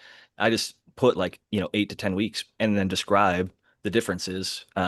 If it was grown ideally, even there's going to be some changes in there, but that's just in my own garden. And I think everybody's garden's a little bit different. But at the end of the day, I think we have to do our best as people who provide seeds to give people somewhat expectation of what is possible. And I think if the growers are honest with themselves, if they make mistakes here and there, or their environment's not dialed in, or the light's not dialed in, and they finish at 9 versus 8, I think that we can find that as an acceptable thing. If it's finishing in 11 weeks or like 12 or 16, or like this African strain that we were just looking at from the Reunion Islands, then you're going to have a problem if you're telling people it's going to finish in 7 or 8 or something like that. So, Well, if you grow two of your seeds, and one of them is done 2 weeks before the other one, that's where I start to notice there's a breeder issue here. It's not necessarily the grower issue. When they're supposed to be the same strain or variety, whatever, right. they No, perform very differently. No, in I'll Is that tell you F2s and what. F3s, you see the less grower? less of that as it goes on a little bit, I think. But you also see a little bit. I saw a little bit less vigor. The F1 was way more vigorous in veg than the F3. The F3, I will say, Anything Grows just tagged me and said that it's growing well for them over at Spartans Grow. Yeah, it And I've had is. other people saying they can't get them to germinate because they're too old, or maybe they got hot and shipped. I don't know what is going on with that. But one We got a question little bit for of magic over here, Jack. You know that. We give a little bit of extra. Yeah. a little bit of love goes a long way. They're getting the special attention. But I'm curious if Doc or anybody has an opinion on this, because I've heard growers that I respect and, think have a lot of experience with the plant, and even looking into the knowledge of the science and different experiments. They talked about potentially like light avoidant behaviors after a plant is quote unquote fully saturated for the day. Maybe the plant has gotten enough light at certain point, and then the leaves will drop, or they'll do some sort of behavior to I avoid think light. my opinion about that is it's all based on a misunderstanding about how plants harvest light, and it's a weird sort of reapplication of uh, frankly a more primitive concept, which is DLI, and this idea that DLI is a formula for how much light plants need on a 24-hour basis. There's nothing like what we're kind of talking about. There's nothing super special about 24 hours, especially on a plant that can grow straight through the clock. We can do 24/0 lighting with vegetative plant cannabis plants. Um, there's nothing there that affects sort of the plant's done for the day mentality. You should think about your plant basically being a complicated living pump. And as long as all of the conditions are there, the pump will continue to run. I think the And equation would be is if those it's conditions at 24 0 and you're running too much, that pump will overrun at some point, and then the plant will start to have undesirable behavior or are stresses on potential it. if you're really pushing light in different directions, but that's not what we see. Like if the plant can handle a certain ppfd of light, then as long as you maintain all the rest of the variables that it needs, its water needs, its Mhm. climate needs, its That's nutrient. I the think sticky that's the wicket. thing, me, People aren't because doing that. They're not listen, Yeah, giving it the right water. They're not giving it the right environment as right. You well. need to keep up with that stuff. Like, and as the plant photosynthesizes more, it's going to be using more of it. But so if you're limited on one of those factors, if you're limited on nutrients or if you're limited on water, um, then there is going to become a point where the plant gets stressed, and needs to stop photosynthesizing. Because for peak photosynthesis, the pump has to be wide open and the plants needs to be sort of moving a lot of water through itself, being drawn up by transpiration out of its leaves. And when any of that kind of gets interrupted, the plant shuts down the pump to sort of protect itself. But then the light is just too much. And then the plant has to do photoprotection measures to protect itself from the light. That's So yeah, more that's like I Liebig think law of minimums, where it's not having those other cups being filled, so to speak. It's lacking right. calcium or water or environment. All things are being used on a second by second basis. So if they're available this second, then everything's fine. Good. Yep. It's not that like, oh, we've reached 12 DLI and that's what a vegetating cannabis plant needs or whatever you think. And ironically, this is also true with other plants like that are grown in greenhouses and are grown outdoors that farmers think about in terms of DLI, because when they're grown in greenhouses or outdoors, that's what you're working with. You're working with the season and the sun, and you're going to get one amount of light in the winter, and you're going to get a bigger amount of light in the summer. And based on your longitude, you kind of need to understand what is possible to grow given these things. So DLI can be a minimum in terms of what needs to be available in order for a plant to thrive. But the only maximum in terms of light, in terms of plants, in terms of photosynthesis, is ppfd, governed by the rate of photosynthesis that can take place second by second. And every second is a new opportunity to get it right or to F it up. Um, Yeah. You so, break that homeostasis and the plants can get real unhappy real fast. Yeah, but I yeah. think, what he's saying too is if you're doing like some commercial places are, right, is pumping CO2 to get that environment to make Yeah. that plant accept more light, then you can, of course, give it more light and it's going to be beneficial. But if you're not doing those things, you're just wasting light and power. Well, are you talking about ppfd now, or are you talking about duration of light? I'm I'm talking about PPFD, like the intensity of the light, like how much of that light it can accept during the most time that you have the lights on. Right. So it's not DLI in terms of there's a certain amount that we're targeting on a daily cycle. Yes, I think exactly. he's Not talking the more like the one Yeah. study that looked at the diminishing returns once you get past like 1500 ppfd. Oh, Um, I agree. I mean, on a commercial scale, I haven't had any success going really above 1200 ppfd. Um, the diminishing returns are there, and we're not getting enough out of those extra ppfd. So yeah, I agree with that. But at 1200 ppfd, we can go and veg 24 hours a day. There's nothing that says like, oh, if you increase the ppfd, you have to decrease the duration to achieve the same DLI.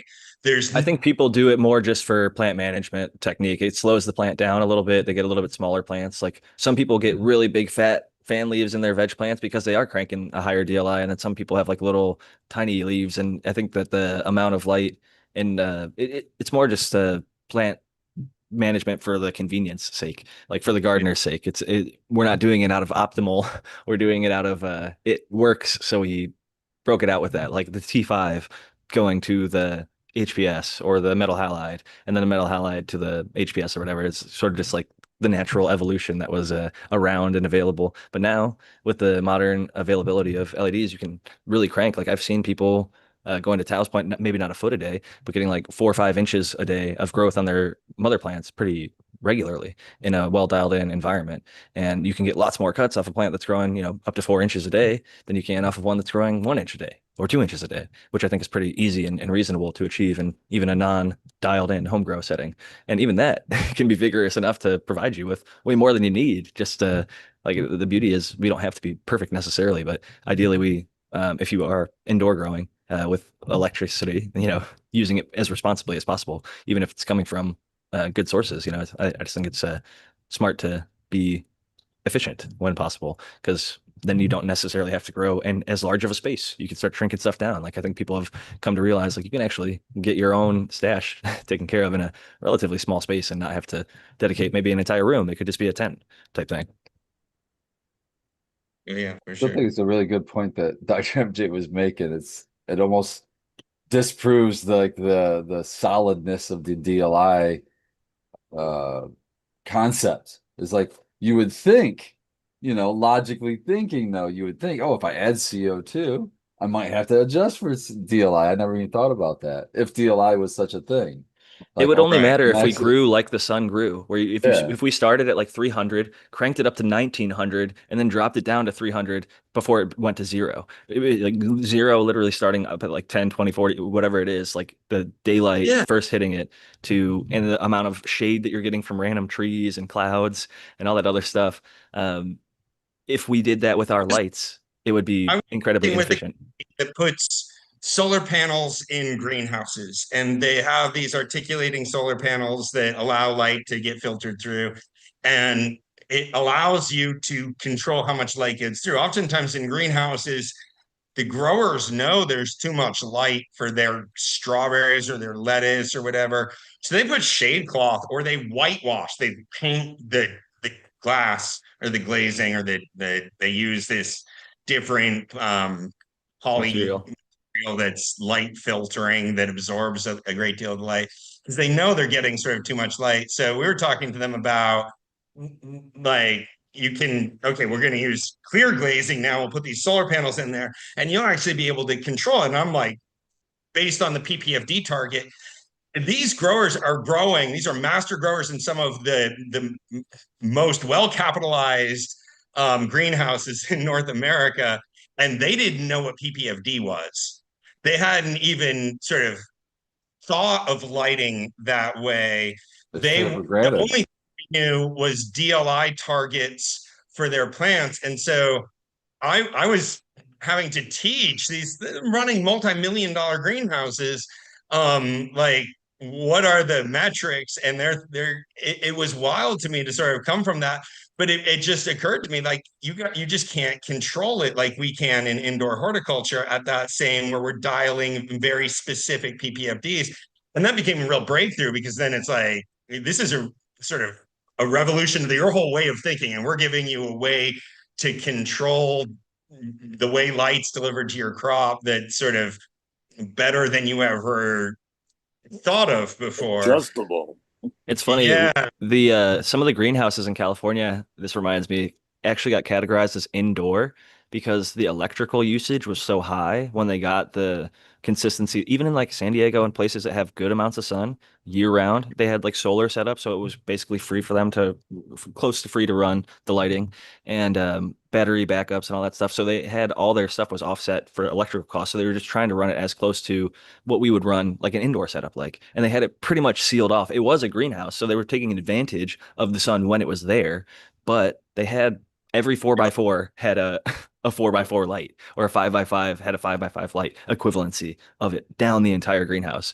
And so I just thought that There's was kind a of a bizarre oddity that they were zoned or categorized eventually as indoor, even though they had a good chunk of the light many seasons coming from the sun and getting that natural boost. I think that's sort of the best way to go moving forward if we can move towards that place. But optimally outdoor and growing it outdoor, I think is going to be once you get the right varieties.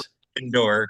PPFD is the right metric, and it's an interesting thing. I often get growers and cannabis growers, I don't think realize how sophisticated you can be listening to podcasts like this and sort of poking around and learning especially about light.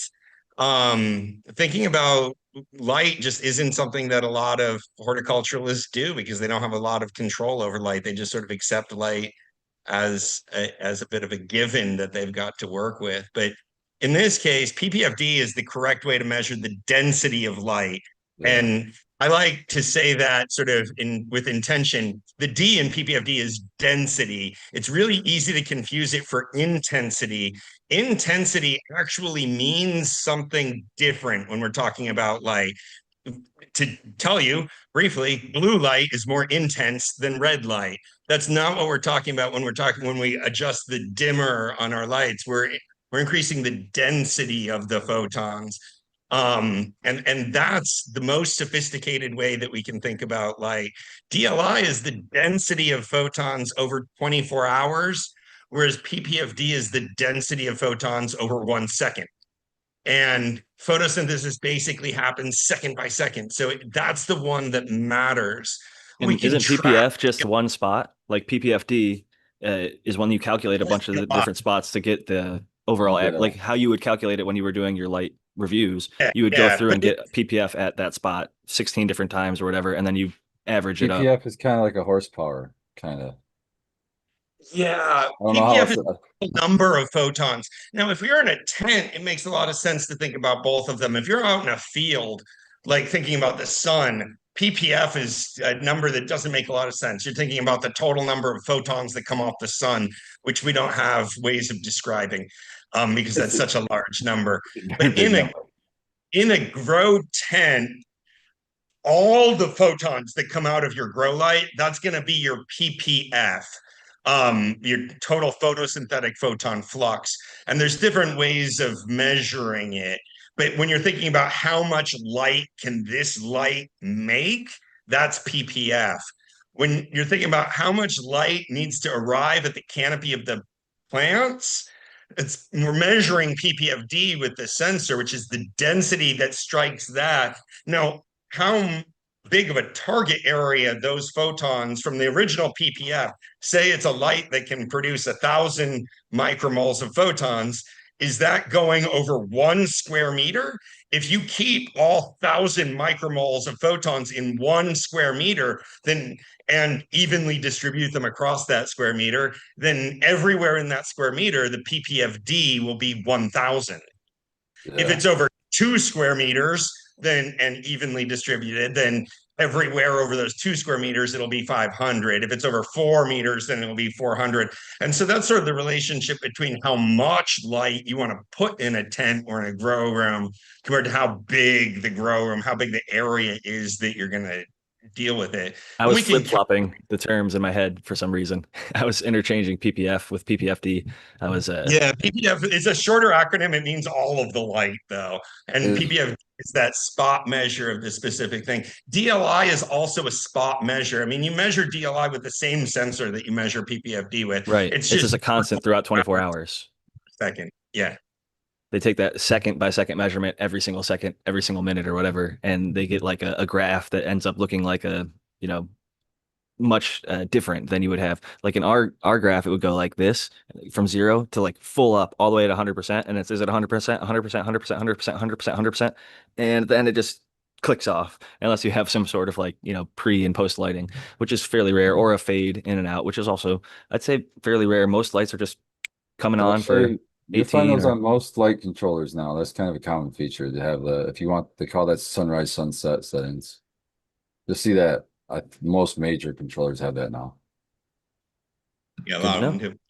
I like the sunrise setting because when diodes first come on, they're cold and they're more powerful, basically. So that first 15, 20 minutes, if you just turn your lights on and turn your lights off, that first 15 minutes is the strongest light your plants get the whole day. Wake up, bitches! Right. So it seems like that's gonna ramp them up into that. I don't know about the sunset. I haven't seen evidence that tapering off the light does. It just seems to me like you're leaving potential light on the table, I've right? only heard of it for environmental Well, reasons to I got stabilize. yeah, that's my pushback is it helps your HVAC keep up with that humidity dump at the end of the cycle.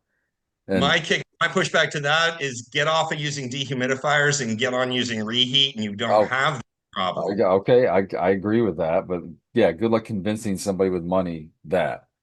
Good Or luck. at home, I don't know, like It's not if you want to impossible. install a reheat in your air conditioning unit, if you don't already have I one, do that. I've just got another heater that I have on a timer that I just have it kick on at that time to essentially emulate a reheat situation.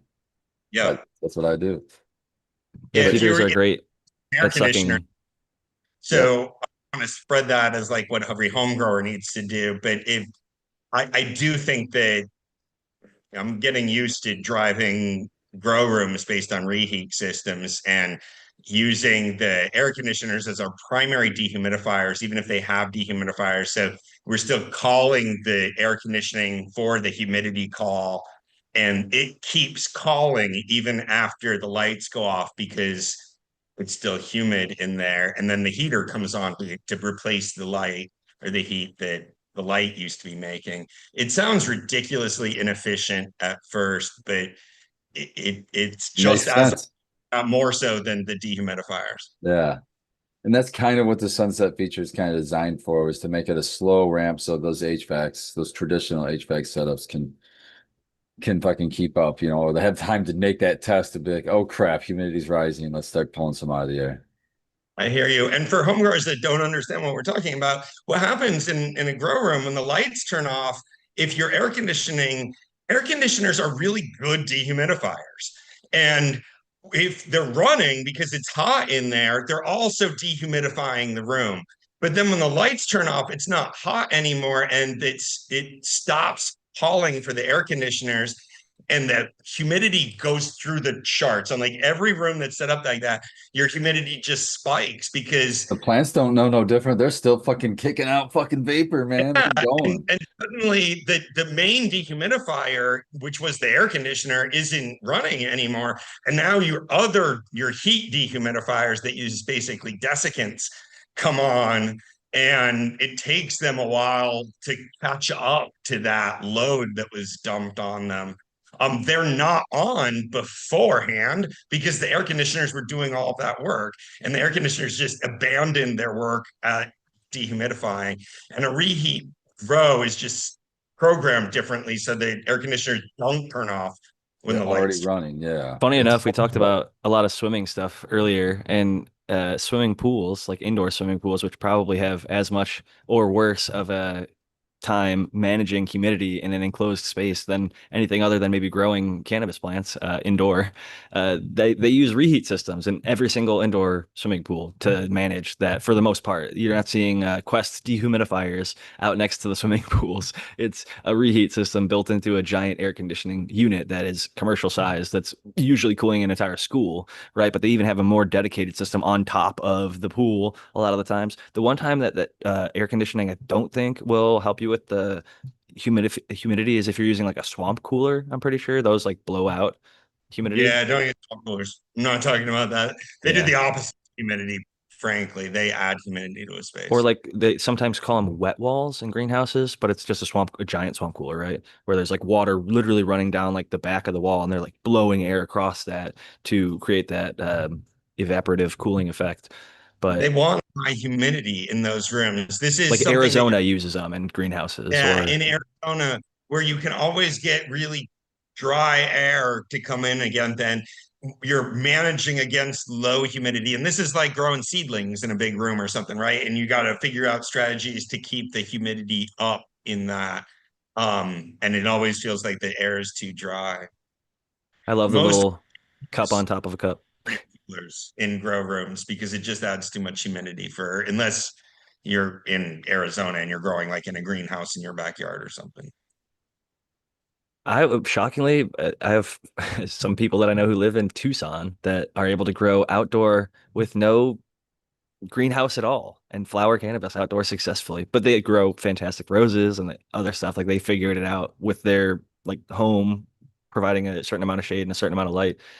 Even when it gets to like 100+ degrees there consistently, like you can grow beautiful plants. It's just Yeah. crazy, crazy. Like you would, I was shocked. I didn't think it would be possible. A lot of They water. Yes, a fuck ton of water. Water, thankfully, is not like it is in California, where it's like such a crazy commodity. Like there, it's cheap and widely available for the most part. But I think it should always be used as responsibly as possible. But if you're committed to the craft, we're going to use as much water as it takes to grow the dang plant, and in some cases, as fast as possible, as much as possible. You know, whatever. I think reusing it as much as you can is kind of cool and interesting. Like I've seen people use their dehumidifier water to, treat and then use back into the grow sometimes, or uh, just different ways of closing the loop and using that water that we put out there, even if it's just taking it to water another house plant or something like that, the runoff. I was literally just using a whole bunch of dehumidifier water to water strawberry plants, little trees, out stuff. I use it outside. And then I keep a can of like uh some type of just Lysol, just to be IPM, so I'm not bringing it back in. I spray it down real quick because I'm a little paranoid about bumping it into a plant. But yeah, I definitely use that dehumidifier water in the summer, especially. Are you still in the grow room over there, Noah?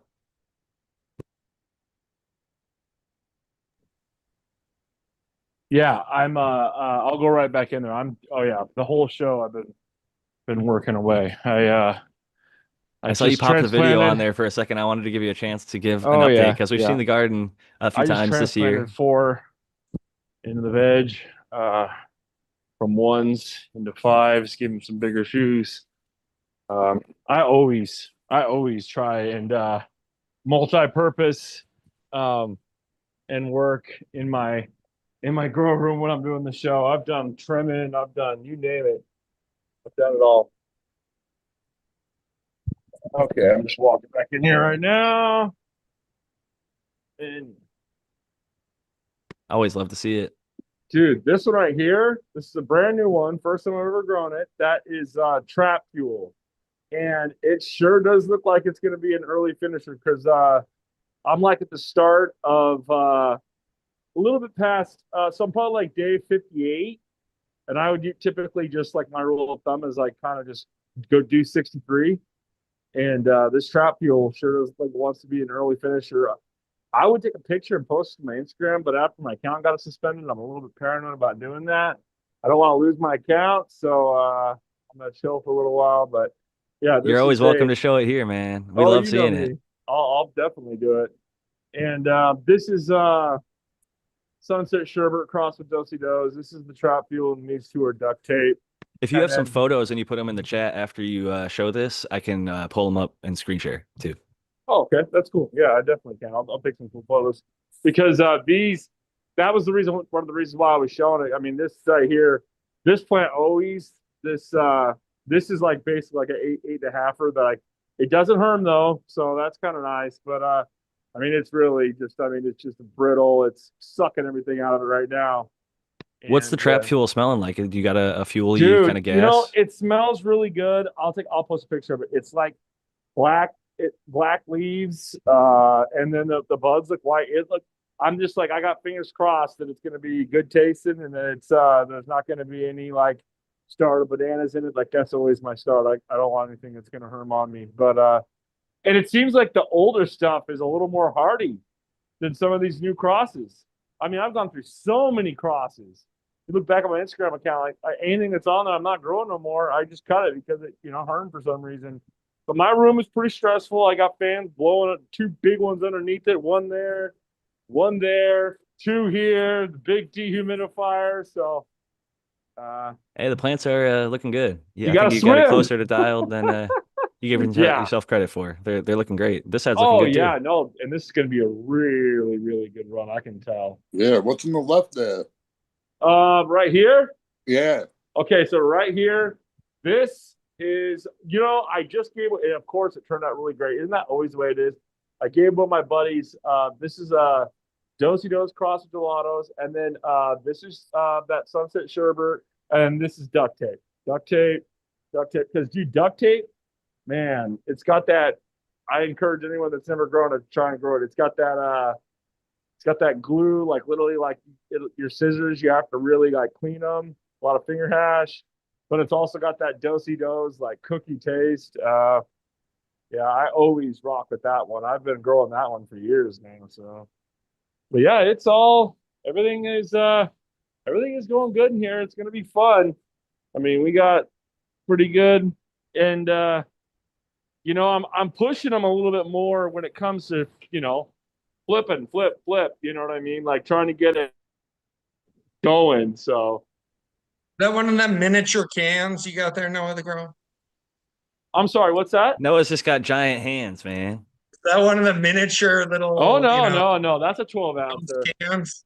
And Just, and I do have big hands. I got size 14 4E feet too. there we go. Damn, bro. It's got to be hard for you to find shoes, my friend. Very hard. That's what my mom gets me for my birthday every single year. New Balance. That's all I can wear. So Hey, they're comfy and they got good grip. So Yeah, I won't yeah, hate on yeah. the dad balances or grandpa balances or whatever, you know. Grandpa that- balances. Hey, I am a grandpa, so I'll take it. That's I was it was more of a pat on the back than a diss. Yeah, I was thinking next to the plants, like the cam just looked tiny next to the coals. I'm like, but oh wait, it also looks small in his hand. Well, we're getting tricked here. What's going on? No, You know, geez. it's Guys do stuff like that this with brings up fish. a great point that I think about this often. When I first started growing, I used to veg my plants for 3 months. I used to get I deleted my photo. I had a huge bud. I've shared some big buds with you guys in our group Yeah. chats and videos from like 2015 that I was really growing for like that. But I almost think that I prefer these smaller. They're not quite as big. They're big buds though, but they're not those Instagram type Yeah, size buds. But the weed, I swear to you, is better from the exact same strains. That's just my opinion. Surface area, and there's less chance of getting bud rot. My biggest one is usually the one if I ever get any bud rot. And it's been like a couple times over the years. It's always like that one that I save for last and then I break into the middle of it and it's like, ah, fuck. Like I should have, Brutal. it's only been like once or twice in my whole time, but each time it was a little bit of a heartbreaker and it made me realize like I'm gonna top the plant more. I'd rather have 32 tops than 16 tops on a plant, Right. or just train the plant so that it has more evenly spread versus like 16 big giant fatties where each one is a little bit more likely than if you just cut them in half or even like quadrupled it if you have the time or the energy to go through and do that kind of topping. Some people are like super quick with it, they just hand pull them off. I go through deliberately and kind of like cut them each at a certain spot and try and for a long time I wasn't even topping. I was I think Clackamas Coot or somebody else that if you don't top the plant it tasted better, so I tried it for like a year just to run the experiment on my own gardens or whatever. And I didn't notice any major benefit or difference. So I went back to what I feel like is a better plan. It is topping the plant and making it more manageable and growing symmetrically, especially from seed, and taking advantage of all the advantages that come with topping versus like trying to be in there hands-on LSTing like 3 times a day just to make the plant work to the shape of my garden. It's way easier to do it the other way. And I don't think it slows the plant down as much as aggressive LSTing slows the plant down. I mean, Yep. The plant just like, oh, you got, okay, I'm going to grow these two. And it just goes for it, right? Like aggressive LSTing, like your plant's constantly kind of like fighting against you. Yeah, I agree, Jack. It was I looked at it at the time as like the Cushman chiropractic or whatever. I was telling myself I had to Yeah. justify it to do it for a year. And these guys that I respect in the game, I was like, you know what, they're doing it for a reason, maybe. And sometimes if I have the time and I'll just feel like, going hands on with the plant, I'll mess around with a few, branches here and there, but it's not like a, SOP for me. Do I have a Right. little time and do I feel like fucking around a little bit here? Sure. And I think that there's I've been seeing more and more posts that are saying like they just need a little bit of whimsy in their life. And I think that there's something lovely about that, whether it's like the guys running around sprinkling wildflower seeds in like vacant dirt patches and then they drive back weeks later and you see all the wildflowers like growing up and a month or however long later and they're all blooming. I just think it's nice to bring a little bit of joy and happiness in the little silly Absolutely. moments. I used to love doing like the party cup challenges, and we did the one cola challenge. We had to prune all the side branches off of a plant like the whole way. Um, you know, fun things like that, just for a little bit of whimsy in the garden goes a long way. Make a really cool walking stick that way. It depends on what size pot you put it in. Put that But that bitch out. ended up being a big trick, was like basically root stump this one cola plant, because otherwise you were going to end up with a plant that grew through the roof of your pen. Yeah, put that shit outside in the ground and grow one that's 6 foot Exactly. tall. Like harvest that stalk, shellac it. Oh, that'd be beautiful. Exactly. But that's like That's the another opposite. missed opportunity is these stalks that could be turned into some ballin' ass canes, polish them, get a little bit of a varnish going and bend them in a way. Make that like, the guy that I was talking about who had like the crystal balls in the middle of his plants or was bonsaiing it. You can do that after the fact a little bit while it's still pliable, twist it around like a crystal ball and then dry it in the shape or whatever it That's is. a really interesting challenge. So get your cannabis plant to completely entrap like a rock or something, right? Or Such grow that like into like a handle. Oh, it's got to be rock a back crystal. Don't from the just say can. rock. You got to Grow say like an axe crystal. handle Come out of on, your cannabis plant. crystal.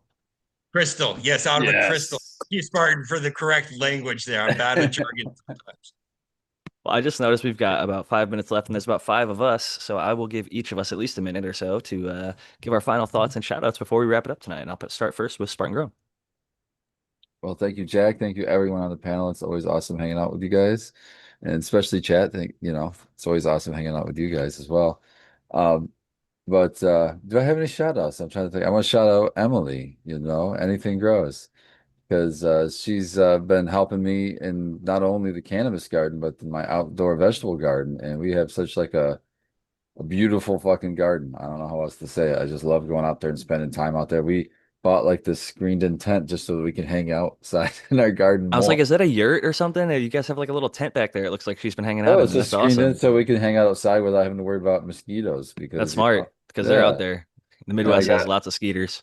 yeah, I got a little end table in there that's got like a compartment. So I got my bong out there. It's fucking the perfect smoking spot. That's That's Nice. anyway. paradise, brother. Yeah, she's added all these flowers, which I never really had a ton of flowers. So that's helped things too. And so no, it's just a really beautiful space. So big shout out to Emily.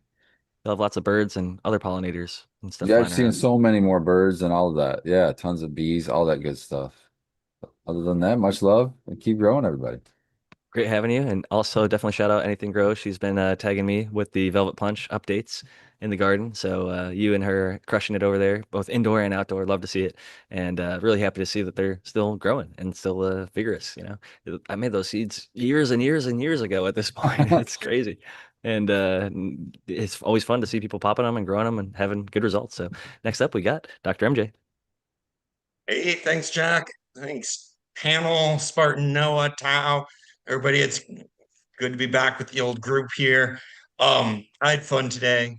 I'm enjoying being back with y'all. Shout out to the chat. Grower love out there. Check me out, Dr. MJ Coco on Patreon. Sign up for like the free thing, and there's shows there that I put the links out to the free people too. I do a weekly Q&A show on Wednesdays now. Through that, I have drmjcoco.com for my commercial clients and cocoforcannabis.com for home growers. So see you guys next week, and thanks for having me back. Always a pleasure to have you. And next up, we've got Noah the Grower. Yeah, I had a great time. It was cool to kind of reveal a little bit of my canoe journey for my flower garden outside. I've been really kicking it around here. I'm definitely going to make a new account that way if it gets nuked, because I have a lot of people that follow me on that account that I communicate with that I don't want to lose communication with. Like you were kind of saying, Jack, I don't want to kind of also have to just like play catch up. And I was just kind of, even the show. I know you emailed me, but still, I was like, oh dang, that's why it was cool that you had my personal Instagram account. But I'm gonna make another account for posting pictures and stuff. So we'll see. People probably won't be able to see it a little bit at first, but I made my page private, and we'll see what happens. But I'm No Other Girl on Instagram, and I'll see everybody next week. Great having you as always. And last and certainly not least of the panelists this evening is the American one. One of my final thoughts is if they change my work hours from like 8 to 14, I'd be a little bit stressed out and pissed off too. So yeah, maybe that had something to do with it. But and yeah, like we're a closed loop with the water, right? So we just need to get the water in the right spots for people, right? We're not like we never have a water shortage. But don't let the WEF talk to you because they'll tell you, yeah, we the water is not for you, and neither is the air. But I'm digressing. Everybody, it was great to make it, Doctor. It's great to see you. Great to see everybody on panel, everyone in chat. Thanks for coming tonight, and we'll catch you guys next week. I love it. Always great having you, Tao, keeping us sharp, keeping us on our toes, and always love your input. And yeah, I'll just keep it short. I'm at Jack Greenstock. Y'all know where to find me. Jack_Greenstock will is my backup account, as Noah mentioned, because my Jack Greenstock account on Instagram got deleted. I fortunately got it back and have stopped posting there. I just do DMs back and forth with people that like to keep in touch with. And there's literally thousands of you guys. Like I can't even believe it. Like, but there's actually thousands of people that I get to interface with and talk to. Yeah, even if I talk to you like once a month, I kind of consider that regularly because I'm keeping up with like your lives, and some of you guys are telling me about jujitsu in your gardens, and it's like, damn, I feel like I actually, not to be parasocial, but like I feel like I actually know some of you guys, and then when I meet you, it's like we're fucking instant friends because we've been talking for years, and it's a great thing about this community, and I really enjoy getting to know you guys and hang out with y'all and grow along with everybody. So yeah, y'all know where to find me, and hopefully this will be up on the podcast and X tomorrow. Sometimes the technologies don't like working with me, but that's I do the best that I can, and I'll say peace and keep on growing, everybody. Overgrow. Love y'all. Cheers. Grow love, everyone. Keep growing.